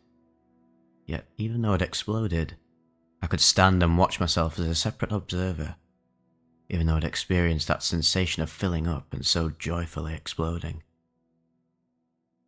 The galaxies reconvened to reconstitute myself, and suddenly I conceived of a spectacular light source that began rapidly entering my body and exiting, back and forth, going faster and faster, and at times, it seemed to be facilitating inside and outside of my body, and at other times, I was facilitating inside and outside of it. And then, both were happening at the very same time. When written in black and white on paper, it doesn't quite make much sense. The sense of space and time were more fluid, kept going faster and faster, and as the frequency rose, I was able to hear a sound that rose in pitch to match this frequency.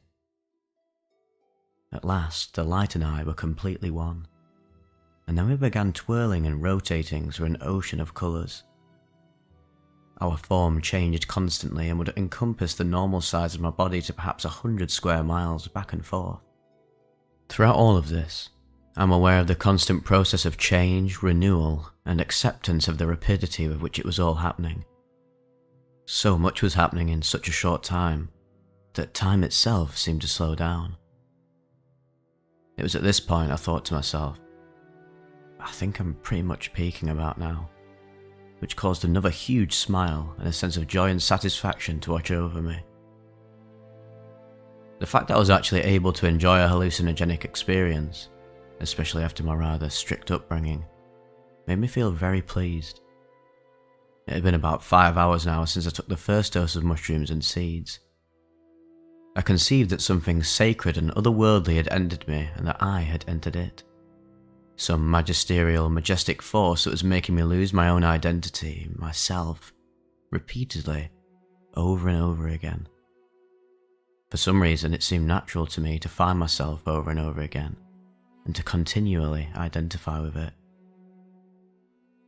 As time passed, I became weary of it, and it dawned on me that perhaps I was being called upon by this force to relinquish possession of myself, to let go, and perhaps even to die.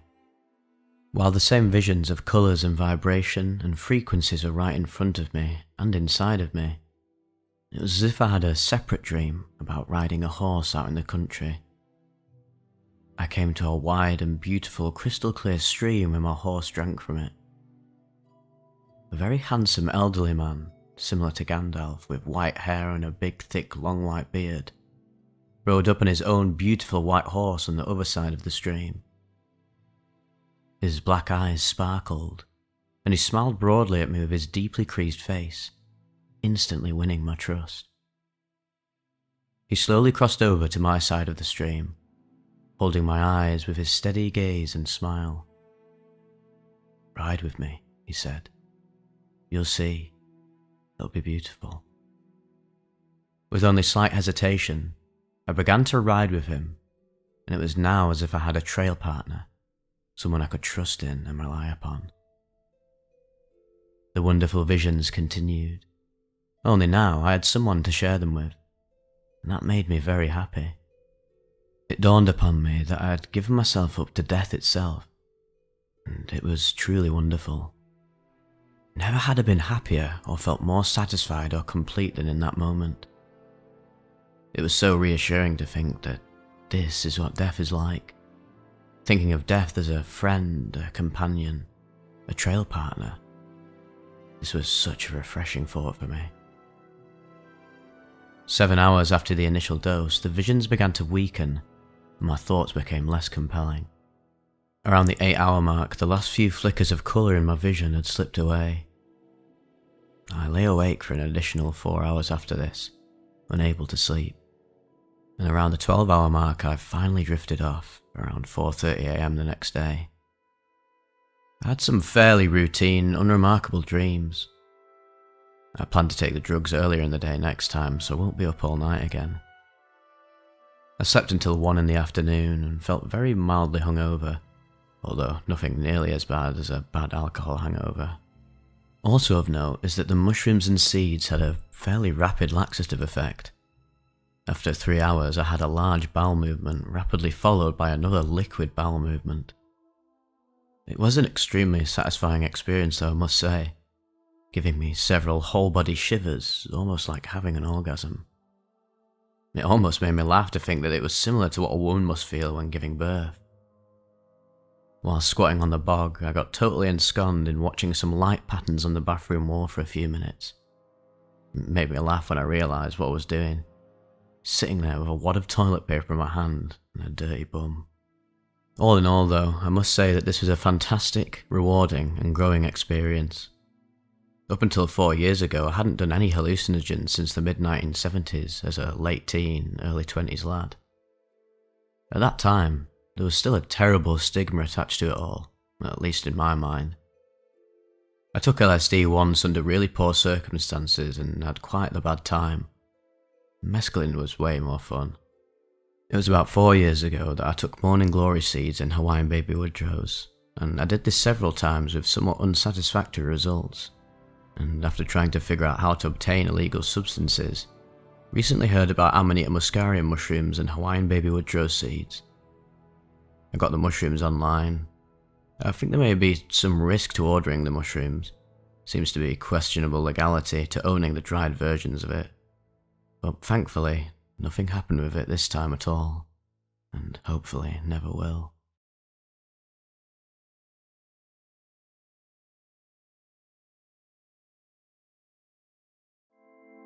We had some absolute bangers on, and we're dancing like no one was watching.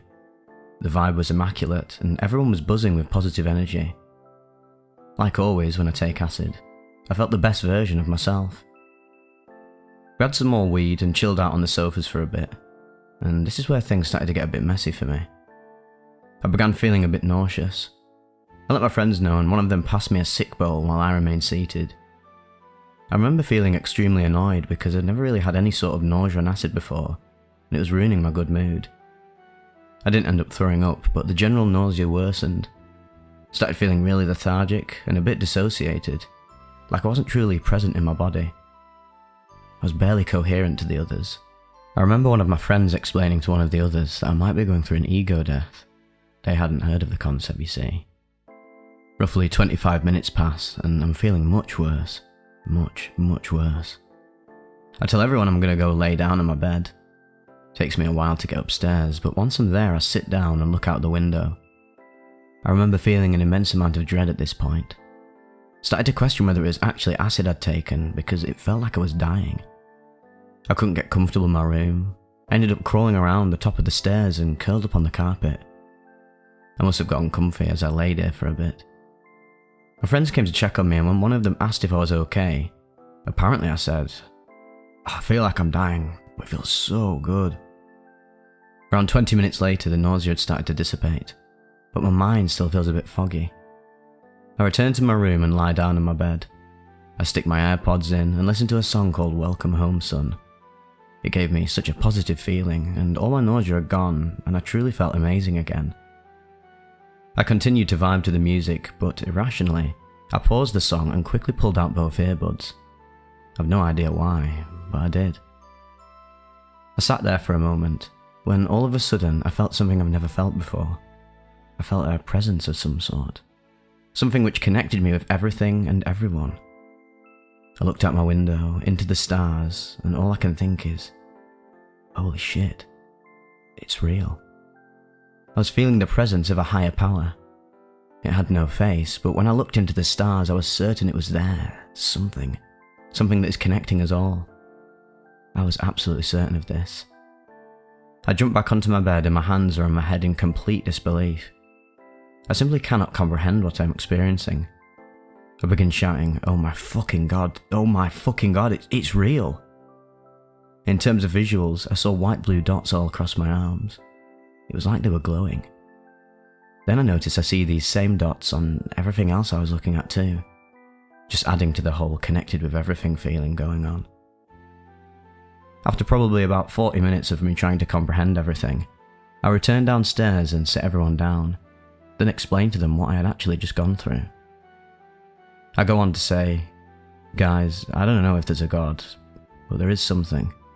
I've never been a religious person, so to speak, and hadn't ever mentioned anything like this before, so they were all quite intrigued, especially the two friends that also dropped acid. But despite the positive responses, they seemed a little withdrawn on what I was saying, which is completely understandable, as without experiencing it, you simply couldn't understand its profundity. Well, we continued the night off with more music, some great talks, and a level of bonding you only get with psychedelics. In conclusion, looking back on the trip now, I find it crazy how unprepared I was for such an experience. Because of this, I didn't take an opportunity to note any of my feelings or thoughts down. It would have been amazing if I had anything other than just the memories. All my previous acid trips have been amazing for self-growth, for my mental well-being, and to help steer my life in the direction I want. I thought I'd gone as deep as you could with this substance, but my oh my was I humbled in that respect. If I had to guess, it was probably the copious amounts of cannabis I consumed that sent me to this other level. But at the same time, I can't help but wonder whether this presence, this higher being, had caused me to feel the way I did at the start, leading me to go upstairs alone, so I could be enlightened. As mentioned, I've never been a religious person, always identified as agnostic, although it was quite half-hearted, But after this experience, I truly believe there's something out there. I have no idea what exactly, but there is something. After doing some research, it seemed really familiar with the universal mind lattice idea, an omnidirectional net of toroidal fountains and drains of infinite iridescent love and energy, connecting every being in existence. For the past few months, I'd been considering trying DMT for the first time, but I was never really sure if I was ready. Although, after this, I feel like it's time. I no longer have any anxiety about taking it. It truly feels like a sign from the universe.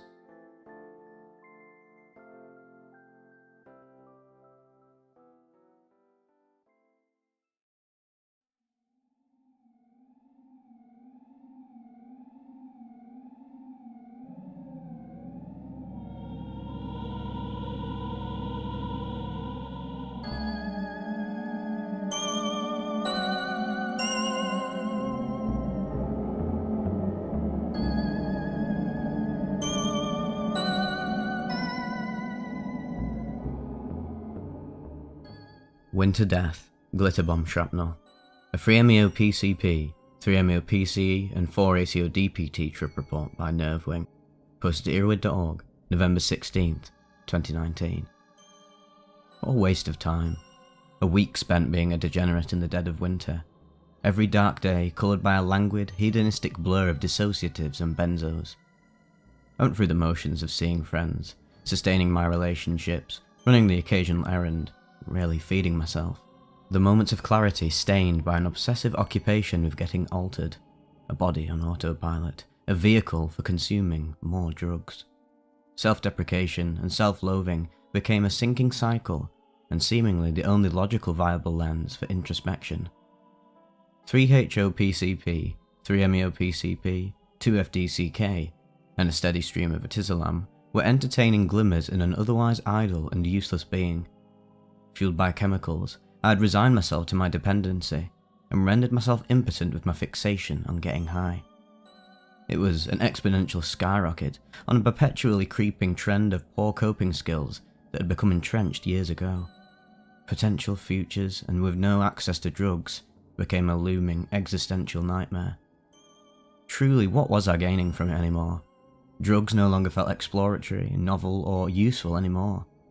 My lifeblood was hedonism, just enough to sustain any will to keep drifting through time.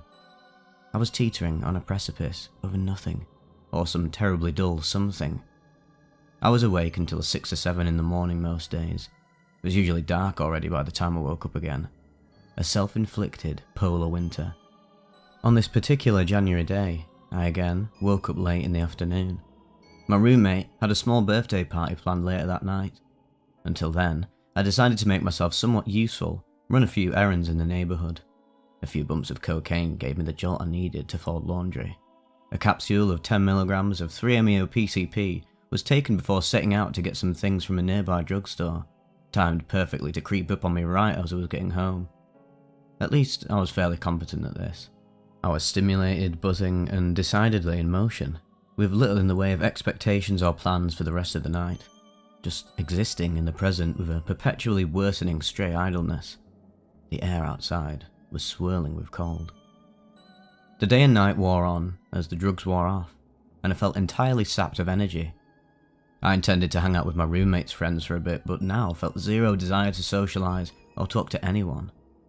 My partner asked to hang out, and I coldly rejected them and stated I would prefer to be alone, to just hide away in my room and be on drugs. What pleasure. I eventually got bored, of course, and went out to interact with people, which led to the discovery that it had begun to snow substantially outside. I have historically always been a proponent of combining drugs and the serendipity of the weather, so I naturally saw this as an opportunity to seize on. The first part of my plan was set into motion, a bump of about 20 milligrams of 3-MeO-PCE. I socialised awkwardly a little more as my gentle and familiar favourite dissociative crawled up my neurons, a reassuring nostalgia of some time when doing drugs felt at least somewhat healthy and productive. Things wound down around 2 AM as the deep night witching hour snow slipped its icy soft hand over the breath of the city outside. I returned to my room, took my regimen of nausea abatement, and snorted 20 milligrams of 4-ACO-DPT. The snow continued to fall outside. I planned to catch the sunrise by the riverside in the thick of the storm, a potential glorious wintry chorus at the climax of the night. An anxious nausea crawled up my neurons, my synapses sparking with glitter arcs, a nervous firework display, iridescent discharges crackling at the tips and tendrils of my very existence. 3-MeO-PCE has already become established in my lexicon as an aggressive and fiery potentiator of pretty much everything else, and even here in the downturn of my previous dose, it clutched the new drug in my system and soared into the sky with it like a vitreous osprey grabbing a sputtering prismatic fish, the water dripping from it catching golden sunlight like a shower of sparks. A newfound energy was charged into my extremities, electrifying my muscles. Every movement felt so exact and precise, and I was invigorated with what felt like a supernatural control of my motor skills. Every movement was exactly where it was needing to go, exactly how it needed to be. Every bit of momentum perfectly compensated for.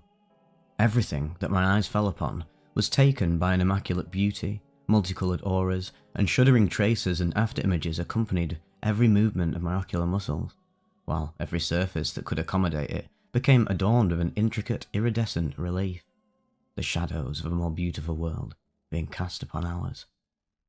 I danced around in these invigorating and blossoming feelings of confidence and competence as a means of killing a few hours. Every sense I experienced and ability I expressed felt heightened. I felt far superior to my regular self. This was objectively proven wrong by several failed tests of ability, but I chose to ignore that. I internalized some vague objective experiencing awe, something terrifying, something wonderful, something dizzying in its scope, yet immediately recognizable in its grandeur. Something like God, or some similar idea to that. When the time came, I geared up and bundled up each garment, each layer, each object on my person carefully selected to optimize maintaining comfort while out in the blustery cold. One final preparation though, a glitter bomb of a booster shot, a single line containing 3-MeO-PCP, 3-MeO-PCE, and 4-ACO-DPT, spiked straight into my face, and it landed, awaiting detonation. The night was dead still and silent when I set out, save for the glimmering cascade swirling around me, glittering flecks of the icy sky decorating and dazzling my coat like a million rhinestones. The streetlights radiated halos around them, catching the sparkling crystalline breath that had overcome the world. There was a lull in the trip at this point, allowing me enough lucidity to navigate the now alien landscape. I was utterly alone on this snowy night at 5 a.m.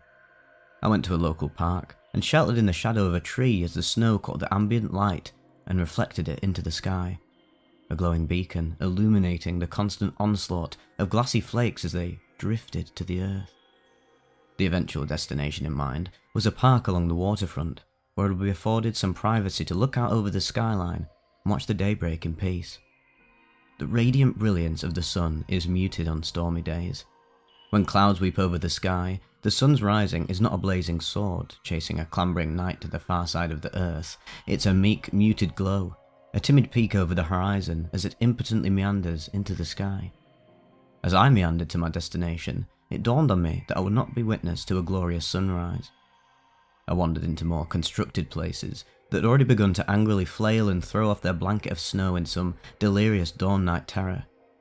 The glistening alabaster that had adorned the more residential parts of the city had been swapped for an onslaught of machines, turning the frosting into grey slush, a big cold, wet, dirty mess, skinned with all the soot and ash and gravel and dust and filth of the city and the vehicles that traverse it. No rays of sunlight tearing open the sky from the east, just a choking illumination, a steady glow that perversely hushes the night away, pensive and lazy.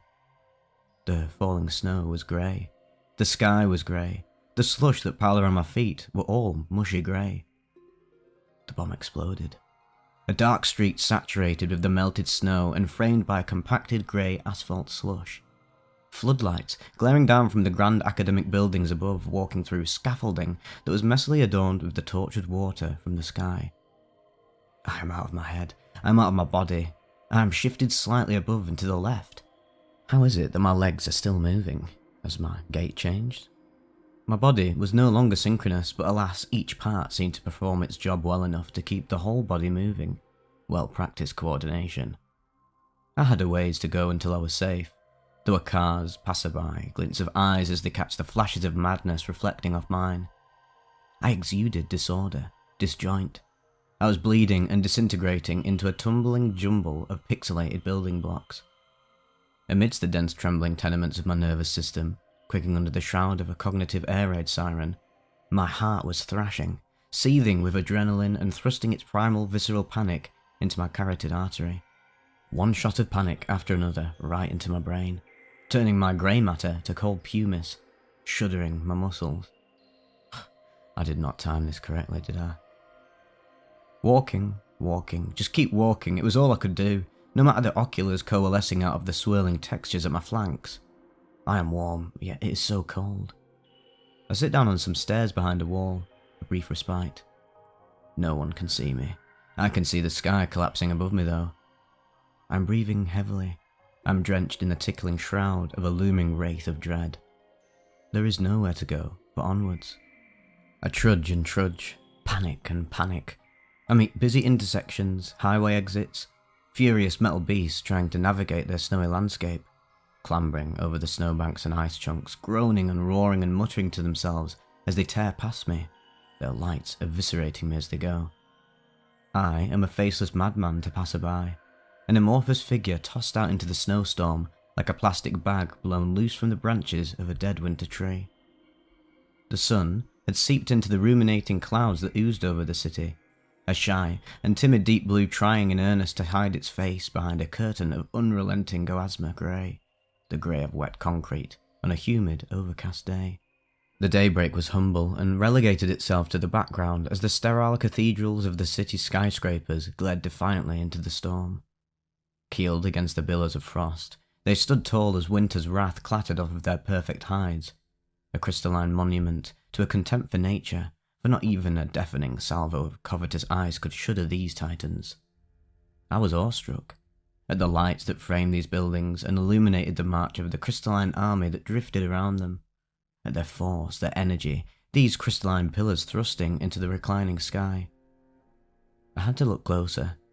I rushed to a pathway over the river that granted a comprehensive view of the skyline. Undetonated ordnance had been perturbed. The second shockwave hit. This was no longer the familiar skyline I gazed upon. New buildings had wedged themselves between the familiar ones, turning the distinct skyline into an impenetrable wall of skyscrapers, all vitreous, iridescent green. They flashed, warped, mirrored themselves, and followed my field of vision. I was deep in it now. I was awestruck. I wanted to scream about the beauty. I wanted to transmit this image to everyone in the world. These great titans of man being embraced by the iridescent cascade from the sky. A shadow loomed over me, however, and I found myself initiating a great oscillation. I saw myself from the third person in a rectangular screen. As my thoughts gathered momentum, that image replicated itself and trailed off into infinity. Seeing myself, there in that image, left me entirely at a loss for how to navigate existence itself. Then I felt it. Or them.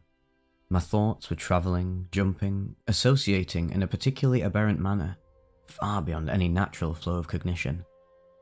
I had felt this before, this distinct metallic feeling, this presence. The presence had metal fingers. The presence knew how thoughts would normally flow through my brain. The presence rearranged those pathways with its long metal fingers, each little touch of its fingertips sparking a fresh wave of panic coursing through my bloodstream. My thoughts connected and associated in ways I thought inconceivable. Perhaps the presence knew how to reconstruct me here, but I certainly had not an inkling of its intentions. A sense of primeval confusion and panic began to set in. I had been reprogrammed in public. Snow was falling, transportation infrastructure was crippled. The only way home was to walk through populated neighbourhoods. The sun was fully up now as well. My crime was laid bare. The morning joggers who braved the snow had begun to materialise. I was wispy, an unentity, a creature of the night suddenly finding itself trapped in the spotlight of the muted sun. I had no benzos or anything on me either that could arrest this experience. I had really truly fucked up. All I could do was laugh. I was completely stranded, tripping too hard to function, with limited options at my disposal. A great deal of mental energy was expended wrangling the writhing metallic serpents trying to flee in all directions from my mind, each of them liable to inflict some form of psychic mischief. And with this, the presence got aggressive. It whipped apart my fields of perception. It twisted them and bent them until I too was bent and twisted out of any state of rational perception. It talked to me. It tried to. It wanted to tell me so much. It wanted me to do things, to create things, to destroy things, to unmake the world and perform obscure tasks. Its voice was metal, transmitted not through words but as sinister, obscure, and impossible ideas directly into my brain, liquid metal filling in the cerebral wrinkles, each neuron exploding into a cascade of visceral panic. I saw my face from 5 feet away. My form shifted and shuddered and blinked. I did not know where my mind was. I did not know who contained my thoughts and intentions. I did not know who controlled my thoughts or intentions at all. I focus all of my mental energy. I stand up, I pace, I breathe. I met this before, I could dispel it. The snow raged around me, each flake a malicious metal eye pointing straight at me. The presence was drilling its mind into mine. I plunged my face into my hands, closed my eyes, and threw myself headlong into a disintegration chamber constructed of shifting and shuddering forms. I opened my eyes again and stood up. I'm okay for now. The snow felt like a billowing miasma swirling around my back, waiting for the next chance to clutch at me with so many metallic tendrils. I could not stop and think for too long, or it would grip me again, smiling its great palladium smile without having a mouth at all. Terror, terror. What do I do? No one could come bail me out, no one could drive out here and save me. I couldn't get law involved.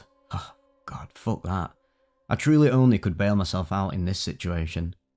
It was very cold now, and my frail body was very exhausted.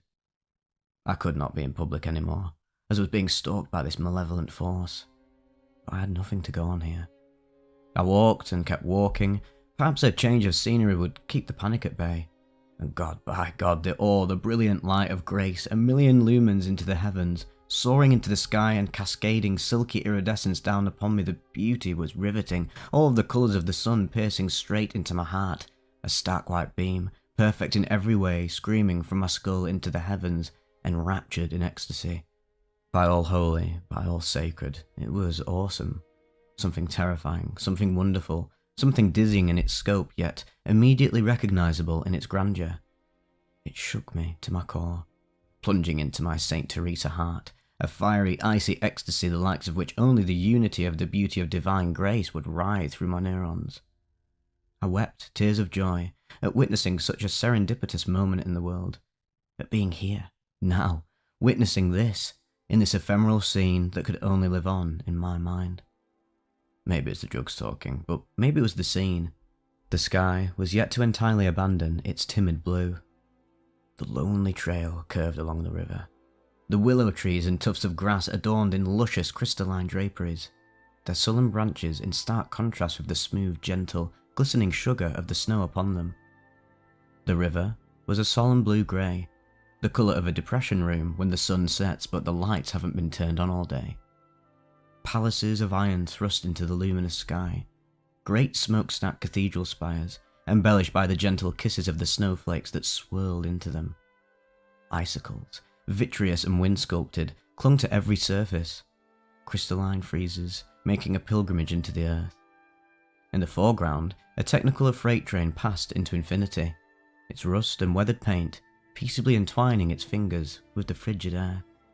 Everything towered over me.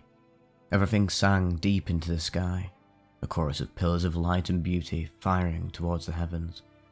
Steam poured from towers and smokestacks and the tops of buildings, creeping across the skyscape, the city waking up and coming to life, coming into motion under the muted gaze of the icy stratus clouds. I paced back and forth through the park for about an hour, oscillating rapidly between absolutely disintegrating terror and ecstatic awe. One checked the other. Felt demented and tilted, whipped into a frenzy of jilted, broken energy by the vicious polarity of this experience. The earth around me was so cold yet so radiant, so much energy thrust through its heart. Energy that bled out like wind whipping from the plunging throat of a cave. Energy that left my mind eviscerated, with me scrambling to pick up and contain the guts that spilled forth, dusted with ice and static electricity. Reality felt virtual, shattered and rendered false. I felt like a character, like a being acting at the discretion of some other. Each move of my muscles rendered and carefully placed and predestined by some other entity. And you know what? It felt so perfectly okay. An ideal balance of sacrificing my autonomy as I truly traversed and explored the land before me. The sky smouldered with somber light now, and I was fully immersed in a fully illuminated grey morning. The quiet and peace that pervaded the land before the sun had risen was truly inconceivable now. After about an hour of deep, creeping discomfort had passed, I'd wrangled my mind enough to feel confident throwing my luck into a quest for home. I carefully reorchestrated my entry to society and the world, escaping from the park away from the gaze of any pedestrians. I quickly slipped through the streets that had already been cleared of so much of the snow. I quietly wove through the flecks of people that had found their way outside, begrudgingly trying to go about the days in these very adverse conditions. My legs and feet were sore though. I felt overheated from all of my tight layers and ultimately so tired and so exhausted. I zoned out most of the world around me to focus on the task at hand, trudging onwards on autopilot. Finally, I arrived at my house without issue.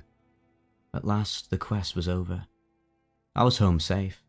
Nothing bad had happened. It was okay at last. The pangs and traces of the panic and the scars it left as it barbs coursed through my veins had left my nerves raw. I flopped down on the couch in my porch and took several deep breaths as the relief set in on my shocked psyche. Opalescent steam was rising off my clothing and shrouding me in its gentle coils, tracing my form like soft, warm fingers, caressing me in consolation for the successful completion of the journey I'd just embarked on. I sat immobile for about half an hour, panting, my legs stretched out in front of me. I relished in feeling safe, competent, in overcoming the repeated panic attacks and unwelcome intrusions by unnerving entities on nothing but my own fortitude. I relished in the physical comfort and relaxation I was experiencing. I revelled in the light of day and the little rainbows that adorned the snowbanks that still coated most things in this part of the city. I revelled as well in the traces still following the little blusters of snow that the wind caught and pulled from the trees. I had no reason to move. I felt so warm and good. It was about 7:30 in the morning. Figured I should just eat and rest up for the rest of the day. I dosed myself with about 2 milligrams of atizolam to slow the trip down and lull my mind into the same degree of exhaustion my body felt. I showered in the morning light, a quiet and solemn and meditative experience, decorated by the clattering sound of falling water and the steamy warmth it imparted into my flesh. Every moment of mine still felt punctuated, exact and deliberate, and little iridescent halos traced everything like iris auras. I ate some rice and beans for some compact nutrition, and smoked a bit of weed before passing into sleep.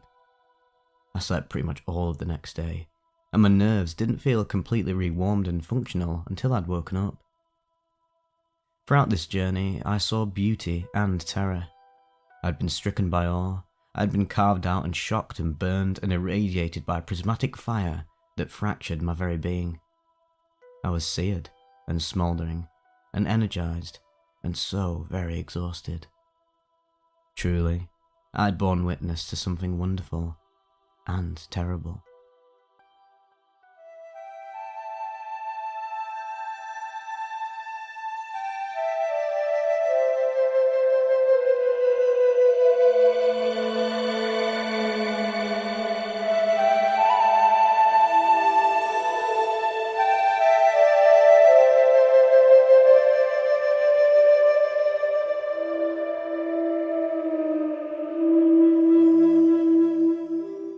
Absolute Knowledge and Understanding, an ayahuasca trip report by a vegan, posted to earwid.org August 14th, 2006. By the time this very experience happened, I had drunk ayahuasca 6 times, 3 of them, Vomiting had aborted the experience, and so I turned to eating extracted DMT and harmaline alkaloids.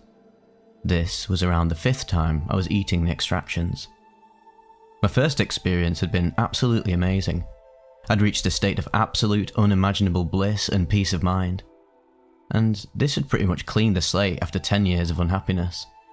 So I thought that ayahuasca had already shown me the extent of its power, and I was certainly hoping for something similar again, but not really imagining that it could go much, much further. I had no idea. This 10th or so ayahuasca experience turned out to be the one most important event of my life, past and future, regardless of what may happen in the future at all. Coming up. I plan to stay home on this Sunday night to enjoy an ayahuasca trip in my room. When comparing to usual recommended doses, it appears that I either have a natural tolerance or that my extractions are rather weak. So, the amount of DMT I took is not really relevant and maybe not wise to disclose. I had to up the doses over time to learn how much of this specific batch I needed. The effects often take really long, up to 4 hours to begin for me. I was already feeling a very nice euphoria, colour enhancement, and slight alteration of sight when some friends passed by. I like to be alone when I take psychedelics, but since I was coming up quite slowly, I received them gladly. Over the hour they were here, the effects increased little, so I was starting to think it would be a light trip. However, around 30 minutes after they left, the effects grew stronger. The whole time, I'd just been busy on my computer, but the usual thought processes that invade my head when on ayahuasca began to start. Ayahuasca makes me think and marvel about many different things, and makes me enjoy this thinking. The music that was on sounded absolutely amazing. It was almost shocking. How on earth could they make music that sounded so good? I wondered if those specific sound waves happened to be tuned to trigger euphoria in the human brain. I was still intermittently dozing on the thinking process and going back to my computer, until I found myself laughing out loud. I can't even see anymore. My vision had become totally kaleidoscopic, and I also started to feel drained of all energy. So, I just bent over my desk and rested there, not thinking much, because my mind was getting more confused each second. I didn't feel weak as after an effort, but as if something was magically leeching all energy from around me. I mastered the force to lift my head, and whoosh, fast strands made of orange and yellow-hued hexagons overwhelmed my entire vision. I always get very similar visuals on ayahuasca, only patterns, whereas I also see entities on smoke DMT. However, I can imagine how those strands could be interpreted as snakes by someone a priori wishing for a shamanic-like experience. At this point, I became absolutely overwhelmed by the experience. I didn't have any clear thoughts or any realization of who and where I was or what was happening. I was lost in ayahuasca hyperspace, with my mind dissolved and swimming in a sea of visuals. Climax. Then it happened. The most important instant of my life. I found myself standing up, clear-headed, seeing the room, not aware of what had happened in the last instant's minute. And what I felt was the birth of the universe. The impossible appeared clear. The most absurd and unverifiable thing possible appeared to me as the purest and truest obviousness. Out of nowhere, the universe had chosen to exist. It had created itself. How stupid I am not to have realized it before, I felt. The universe never needed anything to create it. It just created itself. It wished itself into existence. Until this very instant, if I had been told that, I would have been totally unsatisfied by such an absurd and incomplete explanation. Yet, a few seconds later, I understood it. I felt it, and was convinced by it. Some things cannot be explained. They have to be understood. There was an example I read about that I recall. Very young kids who were shown 2 glasses of different shapes, one full, the other empty. The full one was emptied into the other one, and the kids were asked in which one there was more water, and the little kids did not know. The experience was repeated every day, until one day came the answer, "It's the same," as if it had always been obvious. It seems as if one day as a child grows up, The connection finally set up in his brain to allow him to understand that if it's the same amount of water, the shape of the glass doesn't influence. The realization about the birth of the universe felt very, very similar to this. It had been under my nose all my life, but I could not understand it. And ayahuasca had been the medium that allowed me to understand it as clearly as the little kid who suddenly has the right connections in his brain. I know, it sounds loony, but it only sounds loony because I'm unable to share the realization that I experienced any more than you can explain to the little kid until he understands by himself. I felt as if it were one of my own memories. I felt the emergence out of non-existence and understood how it was possible for matter, space and time not to exist. How is it even possible for such things as mathematical truths not to exist? Because there was just no setting for them to exist in. Those were created with the birth of the universe, and the universe keeps creating all the time. It created the rules it would live by. It created elemental particles, then created the form these particles would take when combined together. Then created life, created emotions. When a so far non-existent compound is synthesized, do its chemical properties appear out of nowhere, or were they already inscribed in the fabric of the universe itself? The universe keeps creating itself because it's a newborn. I saw through the eyes of a newborn universe, a universe that's slowly growing and becoming self-aware through its living organisms. For 13.7 billion years, the universe has only been matter, but with the appearance of life, it now has the possibility to become aware of itself through its conscious components. As it had created matter and its characteristics, life and its characteristics, it's now progressively creating consciousness.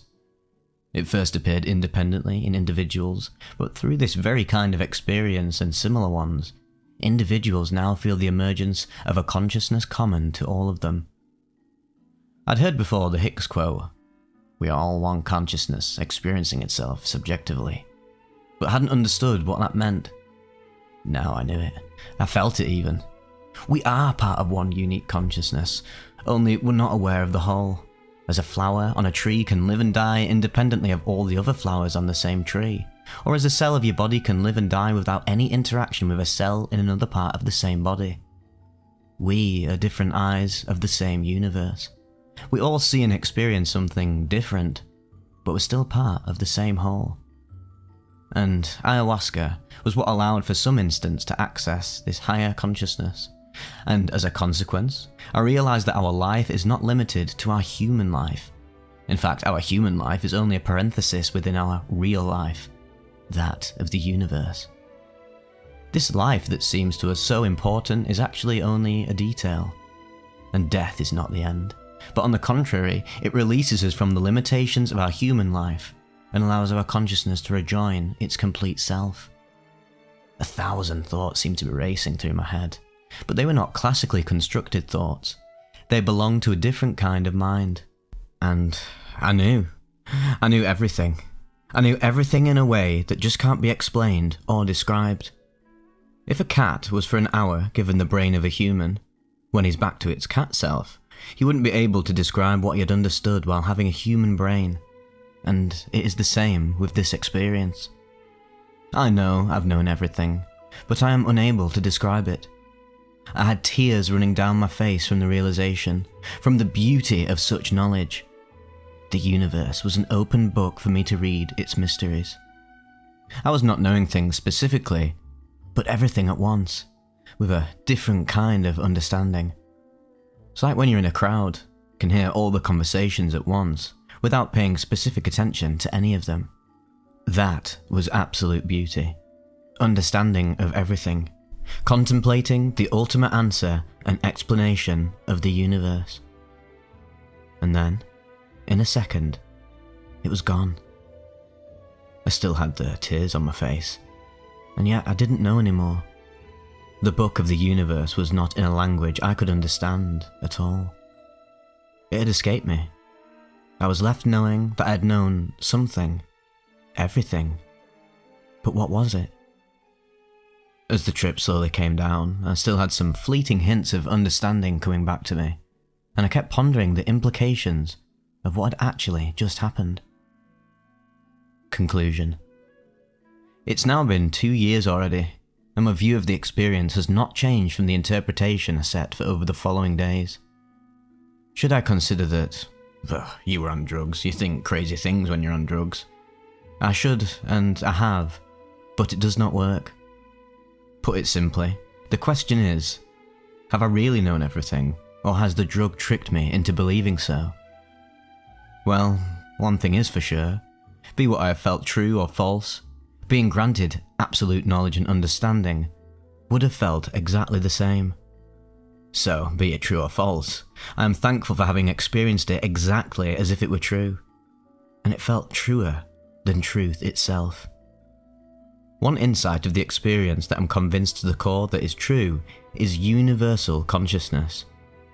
I had pretty much no prior knowledge of the concept, and so I was certainly not biased in any way, and I was absolutely not looking for what I found, or anything else by the way.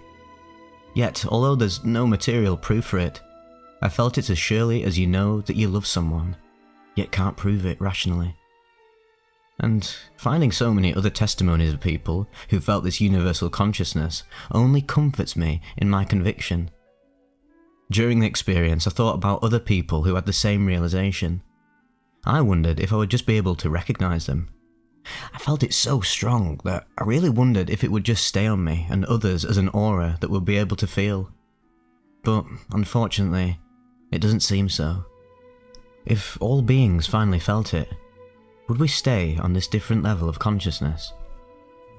Most of the other insights I choose to believe, rather than know as certainties, had truth to them, and I prefer to think that if they are erroneous, it's my interpretation of a true message that is mistaking. I believe so for the simple reason that with all the detachment possible and being very skeptic by nature, the experience still stays more convincing than rational thoughts of, well, you were just on drugs. So, I was happily surprised to read afterwards that scientists consider that the universe may have created itself as a totally valid possibility. And I certainly don't feel crazy about believing so, when more established theories include, God created it, period, it's magic, don't ask. I read in articles about ayahuasca that it answered your questions. Reports show people with family problems who find the answers to those problems on ayahuasca, people with addiction problems who solve these problems, and so on and so forth. I had always been seriously wondering about the universe and its origin. Did ayahuasca actually show me the specific answers to what was puzzling me? What more valuable tool exists than this? Or did I just get them randomly, as I could have had answers to matters I didn't really care about? In French, the word enlightened, illuminé, is also used to mean crazy.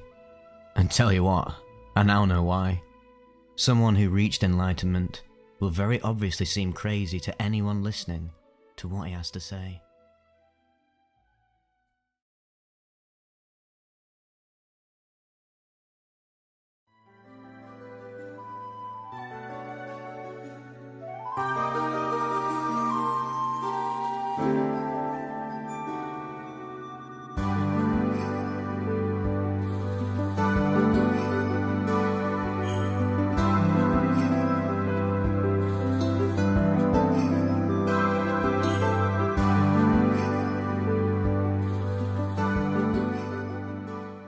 The Hive Mind, an MDMA trip report by Israel, posted to Irwin.org, August 22nd, 2008. I've got to share this with you, simply because I know that you are the only people on the planet who stand a chance of understanding what I'm about to share. So Saturday, I rolled on pure MDMA for the first time in my life.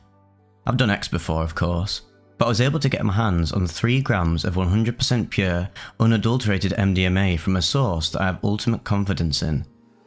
I prepared. I stopped rolling X a month in advance to let my tolerance relax. 2 weeks beforehand, I started prepping. I began going to the gym 3 times a week.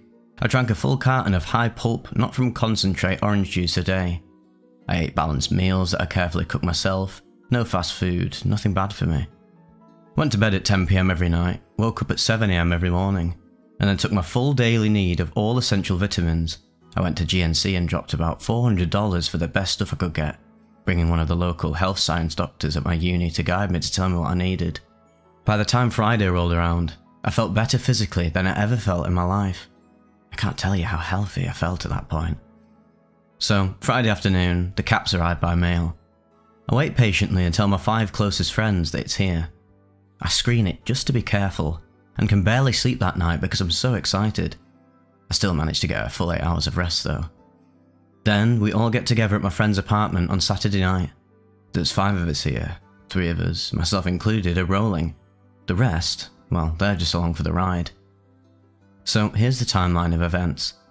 At 9 PM, we arrive at our friend's apartment and make music selections for the night. We've got a really high quality Klipsch audio system. I highly recommend it to you audiophiles out there. At 9:15 PM, we settle in and I hand out doses. My 2 rolling friends each decide 50 milligrams is good enough, so they pop theirs with some ground up vitamin C tabs. I, however, want this night to be special. I rail 100 milligrams of MDMA and follow it up by snorting up some water so I waste none. I then take a 100 milligram vitamin C tab. 9:30 PM, and we begin by listening to a band called Massive Attack. I begin feeling it coming on now. I know, that fast. My toes curl a bit reflexively, and I just know I'm about to go on the ride of my life. 9:45 PM. We're halfway through a song called Teardrop by Massive Attack, and it just hits me. I nearly do a backflip out of the couch. I curl reflexively and my jaw goes slack. My friend asks me if I'm okay, and all I say is, "Yeah, it's starting."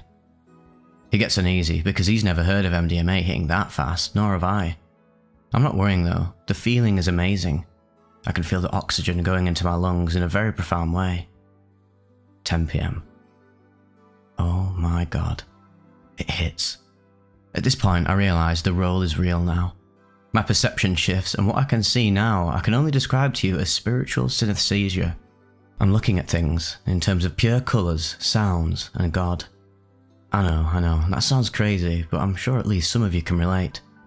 We're now listening to Gregorian hymns. I highly recommend this sometime.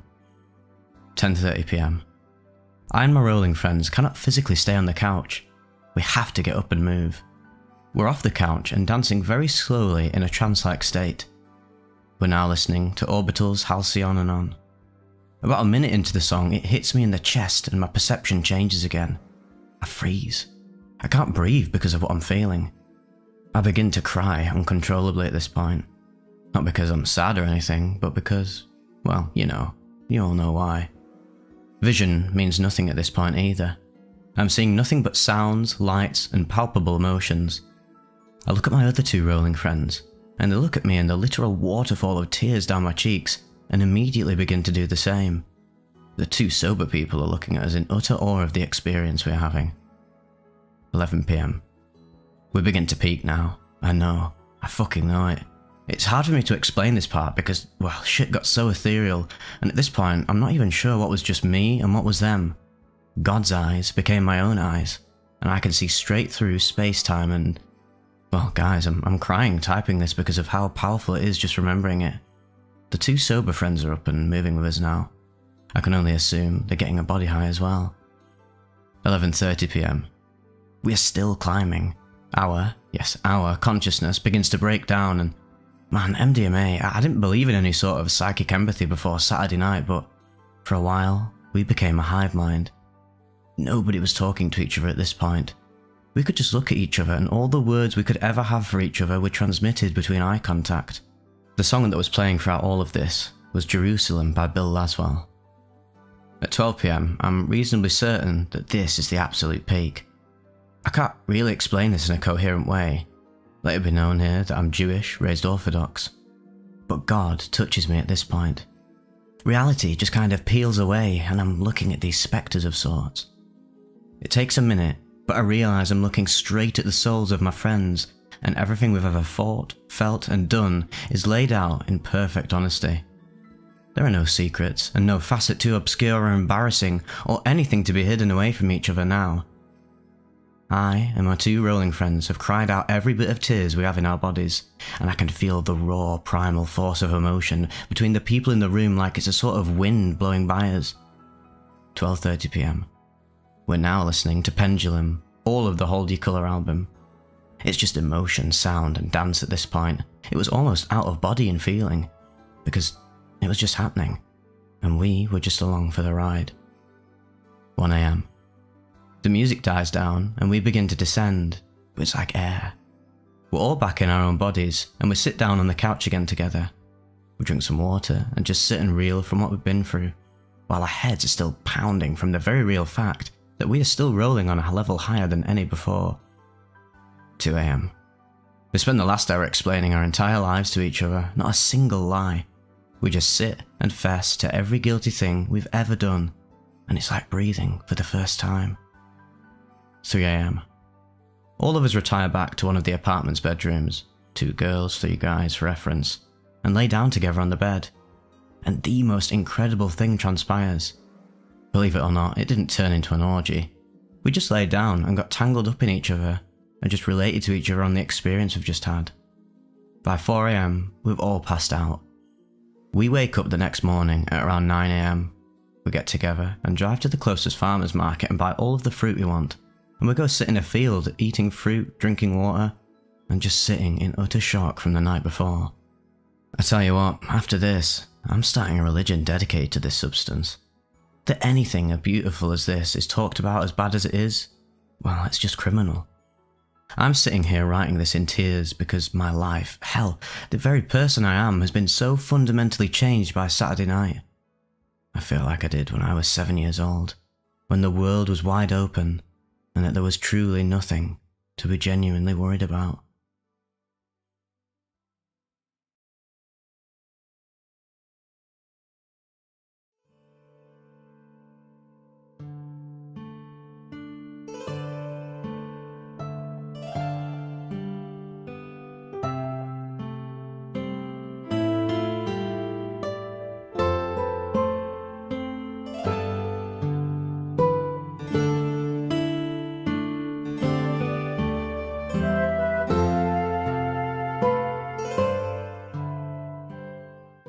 The Infinite Light and the Beautiful Reality, a 1.5 gram mushroom trip report by I Am Aaron's Rationale, posted to earwid.org, August 23rd, 2012. There is something I've desired and feared for a long time, to throw myself into my biological ocean, and not just float, but also swim.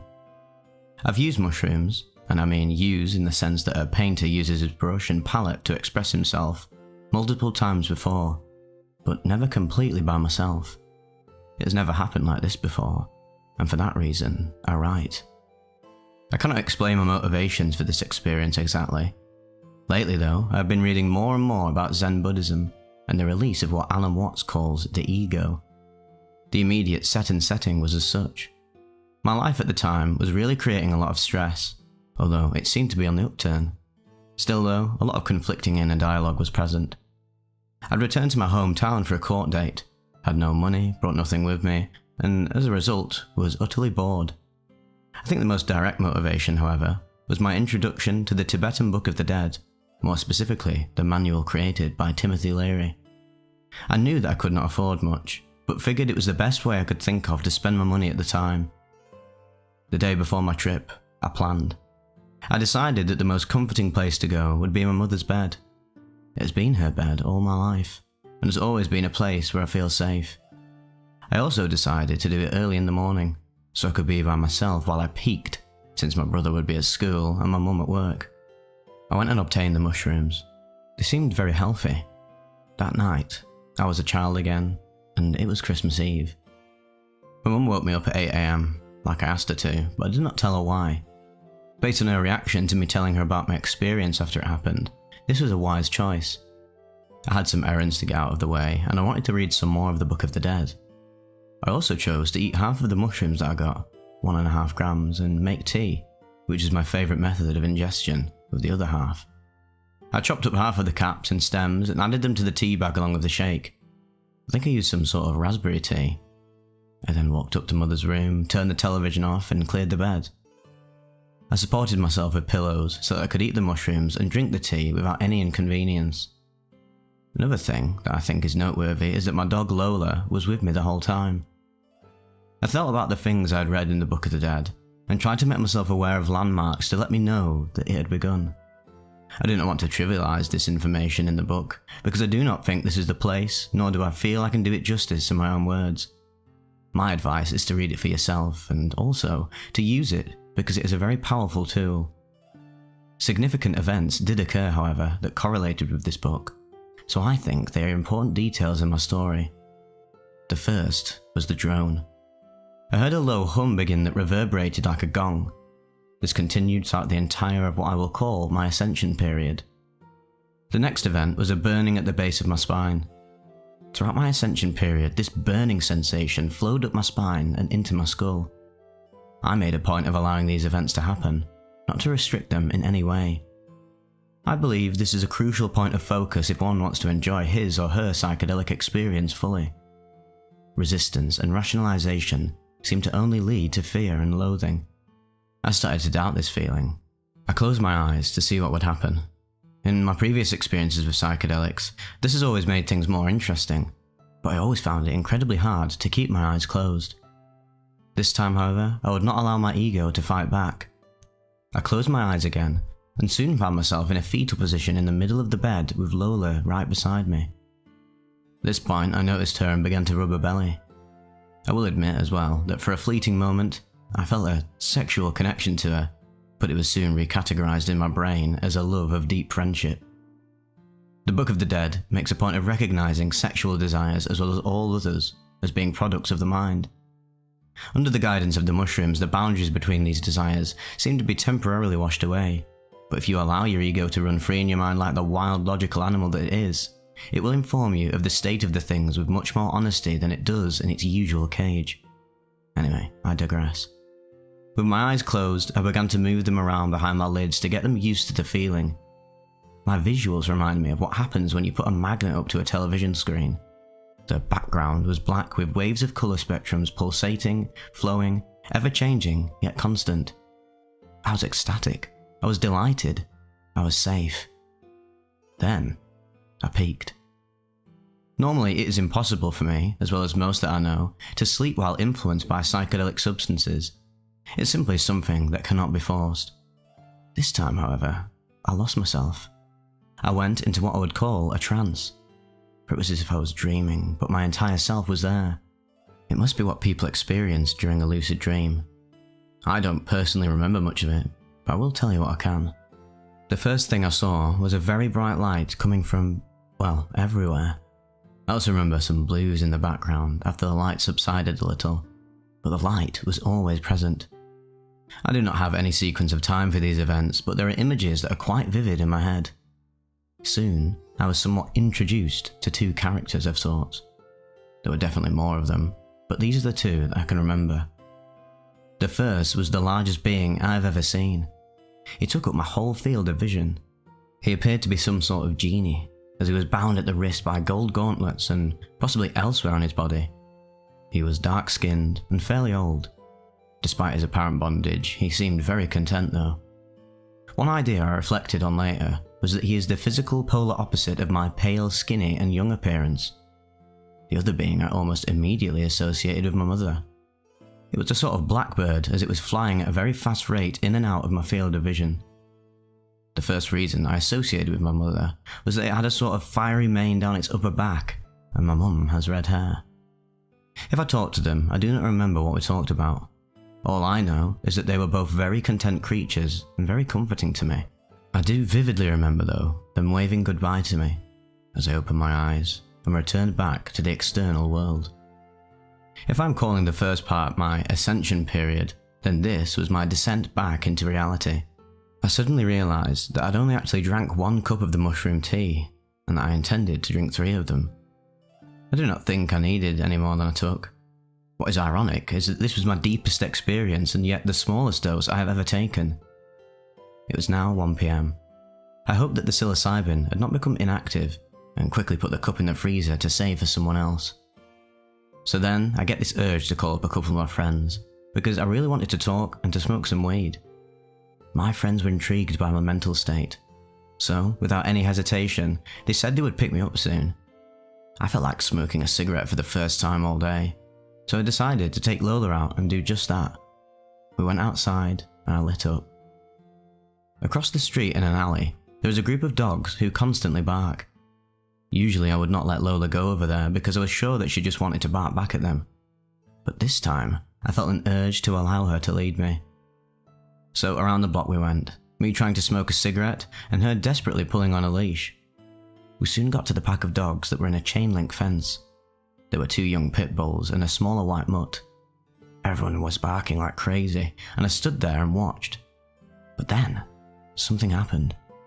The bigger of the 2 pit bulls started attacking the mutt. It had its neck in its mouth and was pulling back and forth. I stood in awe. I couldn't move. A lady came outside and started yelling at the dogs to stop. She was terrified. I was still completely silent. She started screaming, "Help me! Help me!" over and over again. Upon hearing that, my statuesque state was completely shattered. I leapt into action. First, I tied up Lola, who was still barking, so that she didn't try to intervene. I then jumped over the fence and went straight for the 2 dogs without a second thought. At this point, the lady was hysterical, probably fearing for her dog's life. She began to beat on the pit bull, pulling on the 2 of them, trying to get him to stop. I put my hands in the back of the pit bull and began talking calmly to him, stroking him gently. I kept telling the woman that she could not force this and that the pit bull had to let go on his own. Well, I think she finally heard me, because she backed off a bit, and as she did, I guided the pit back towards me with my arms, and wouldn't you know it, he let go. She quickly scooped up the wounded dog, took him straight inside, with the pit bull at her heels. After safely inside, she repeated over and over again, thank you so much." All I could find myself asking was, why? I truly believed that dog was going to kill the other if there was no intervention. What would make him do such a thing? Who has made him into such a creature? This woman? Another? Was the dog simply disturbed? These questions raced through my head as I walked out the door, back towards my house. Now, this event may seem trivial to some, but to me, it was the external sister event to my mostly internal ascension period. I'd somehow brought some knowledge of myself as well as the world out of me and used it within the external world. Now, I say this because I'm highly suspect of whether or not I would have been able to have done what I did without the first part of the journey. In my usual mental state, I imagine I would have had thoughts such as, nah, this isn't my problem, or what if I get hurt? Yet these were the furthest things from my mind in the situation. In a way, I felt that it brought out the God in me, the God that exists within everything. I know that may not make sense to some, but it was how I felt and continue to feel. So, to whom it may concern, the rest of the day I spent getting stoned and just talking my ass off, telling anyone who was willing to hear about my tale. And now I have told you. This was one of the most, if not the most wonderful and intense experiences of my entire life.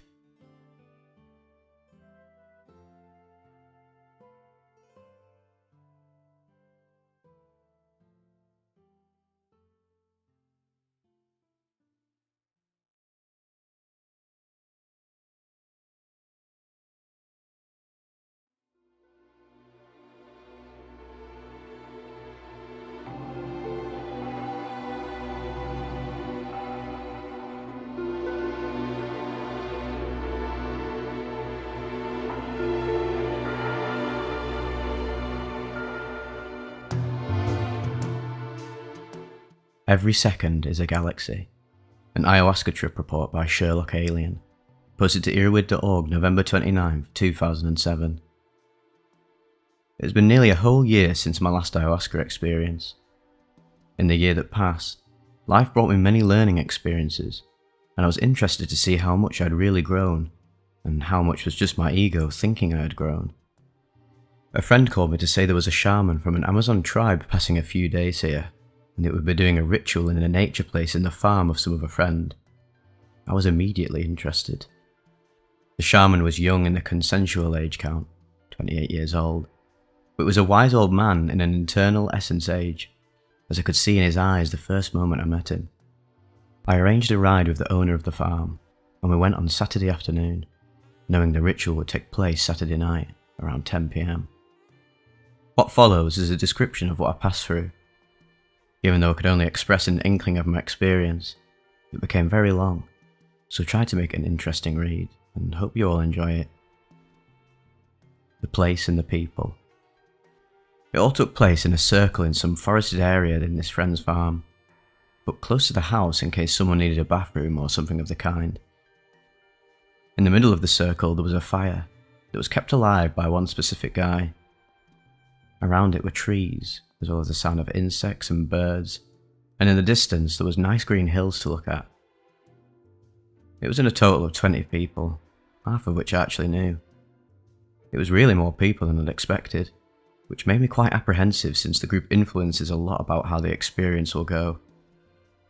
There were about 5 people who were taking it for the first time, and all of the people in the ritual were reasonably young, in their 20s, and there were 6 females in the group. In Santo Daime rituals, normally they divide the circle so that one half of it is where the females are, and one half where the males are. They say it has an energetic reason, but the shamans don't do that in this tribe. It is a less rigid ritual, so the girls and the guys were sitting mixed. The girlfriends could stay next to their boyfriends as well. The shaman explained to the first timers a little bit how each person will go through their internal voyage, and how it may at some times get rough, but that he will be there taking care, and that the difficulties and also the purging and cleansing, vomiting, crying, sweating, nose running, is an important part of the process that some may have to go through. He also explained to those that didn't know that he would be singing in his own language, but that the language was not about us understanding the lyrics, but rather to feel the energy of the sounds. Each song had a definite objective, some to increase the visions, others to increase the strength, others to bring an inner peace, etc. He then said it would start soon, that we should all concentrate, and he went to walk around the circle a few times smoking his natural tobacco in a shamanic pipe. And so, it starts. The shaman took 2 glass bottles out of a bag with a thick brown liquid inside. He made some prayers in his native language and started giving to people.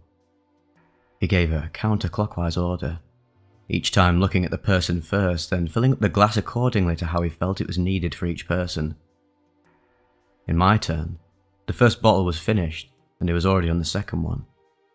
This made me a little apprehensive, wondering if it would actually be enough, especially since last time I took the first glass, it was not enough for the trip to start. How little did I really know. He filled up the glass almost to the top, and I drank it down in a few big gulps at once, feeling that very strong and particular taste. The shaman then started singing very low, and was gradually getting louder in the perfect timing as I started to feel the energy. This energy started like a peculiar lightheadedness, and increased to a strong body feeling, almost as if my parts were melted together.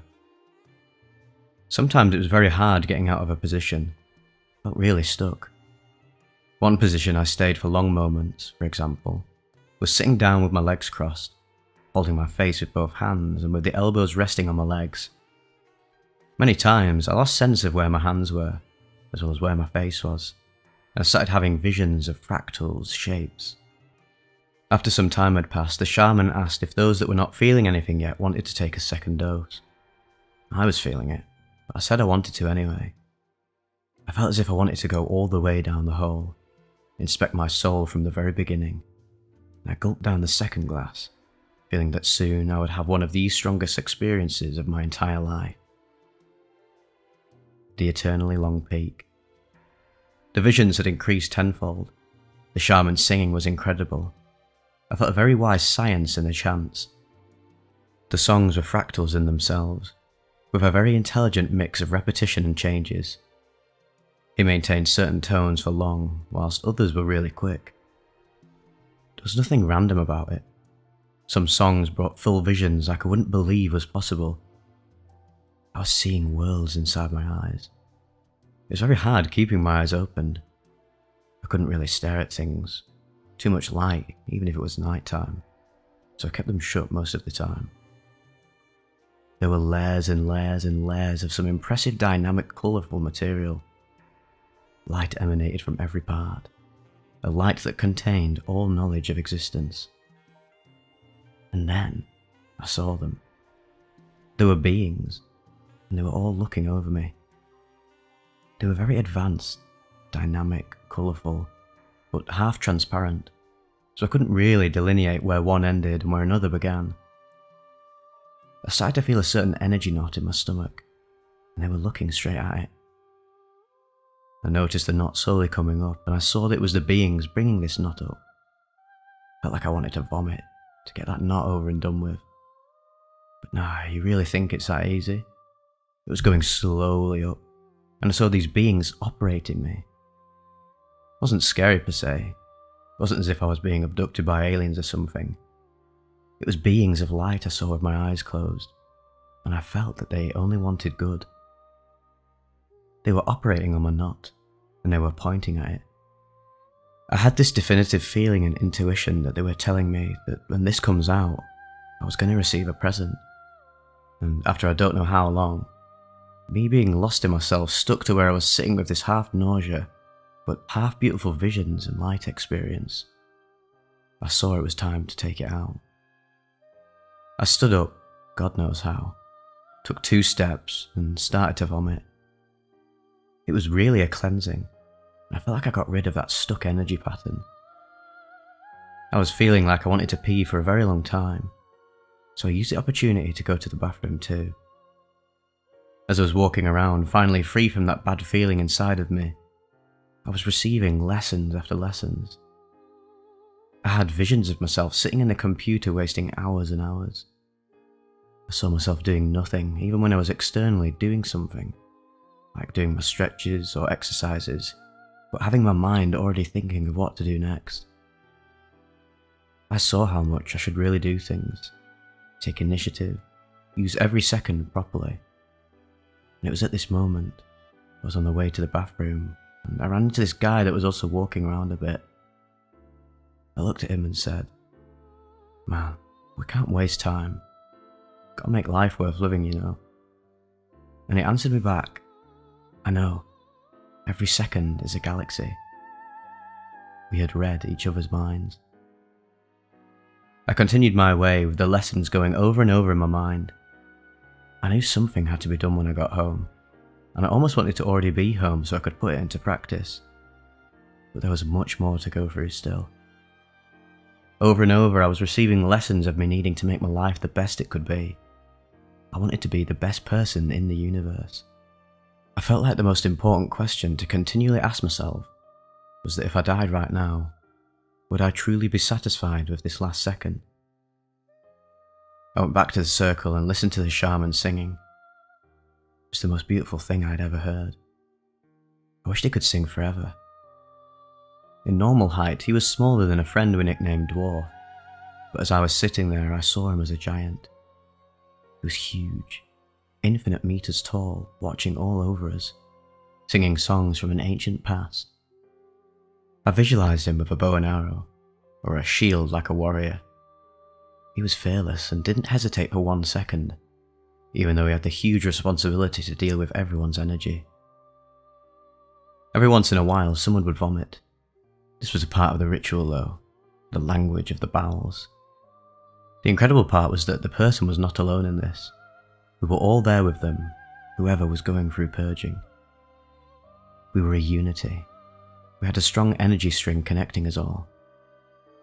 Every time someone was purging, we were giving them strength and love inside of us to persevere.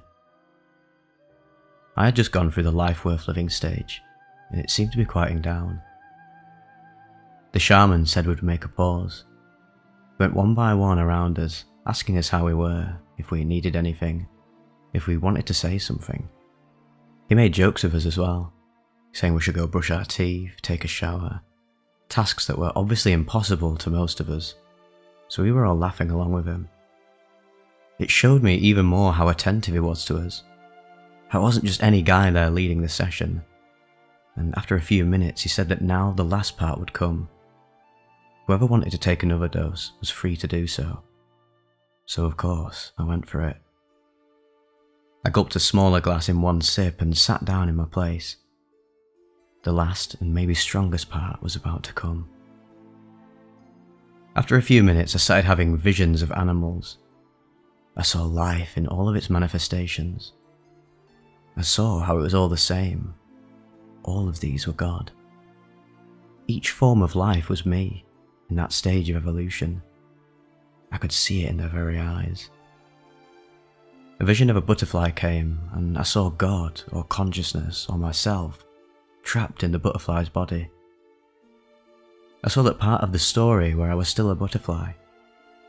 This was followed by a vision of my dog, and I saw in her eyes how she was also consciousness, being received and transformed according to her innate possibilities. I felt sorry for my dog, for still having to go through so much evolution, so many lives, till she reaches the end.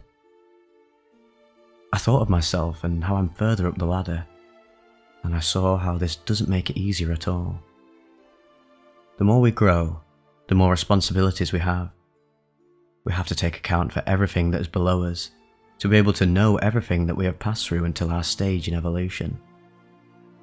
It is akin to pushing a coil, a spring of some kind, that the more you go forward, the more strength you have to make. I saw how life worked, like some sort of game. Just like we can visualize a game of chess, for example, I visualized what the game of life was really about. It is a non-linear story that we all go through, from single-celled organisms to complex animals like us humans, and then the inner evolution we humans have to go through. All forms of life are consciousness manifested in these particular bodies, having to go through the experience of that level, dying, being reborn, and it's a lot of suffering, a lot of learning, but the universe feeds on its very essence. In this interconnected system, each form of life is like an alchemical mechanism, receiving, transforming, and emanating certain vibrations needed for the evolution of that consciousness and for the cosmos itself. Life is an integral part of the universal balance. It all depends on us. While I was having these visuals, a friend touched me. I opened my eyes and he asked me to come with him. I went with him, and somewhere a bit farther away, the shaman was sitting down in the forest and he asked us to join him. I lit up a joint I'd pre-rolled and we all started smoking. The shaman looked at me as if he knew what was just starting in my mind. As I sat down with them and closed my eyes, there came the negative visions. I felt all the excesses and non-harmonious things we humans do. I saw oil spills, murders, animal mistreating, dogs being beaten, pollution, fights, and I cried from the bottom of my heart.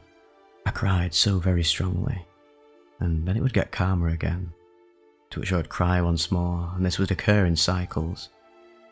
I felt the universe itself worked in some superimposed cycles, like gears connected to each other. It was the same with time, which is cyclic, as the Mayas saw it, even though from our perspective it gives the impression of a linear time. And the same it was for my suffering. It came and went with a rhythm. I felt like I had to go through it. I was going to see those things for as long as was necessary. I continuously went back to crying a lot, seeing all the shit humanity makes. I was like Atlas, holding the weight of all the earth, barely supporting.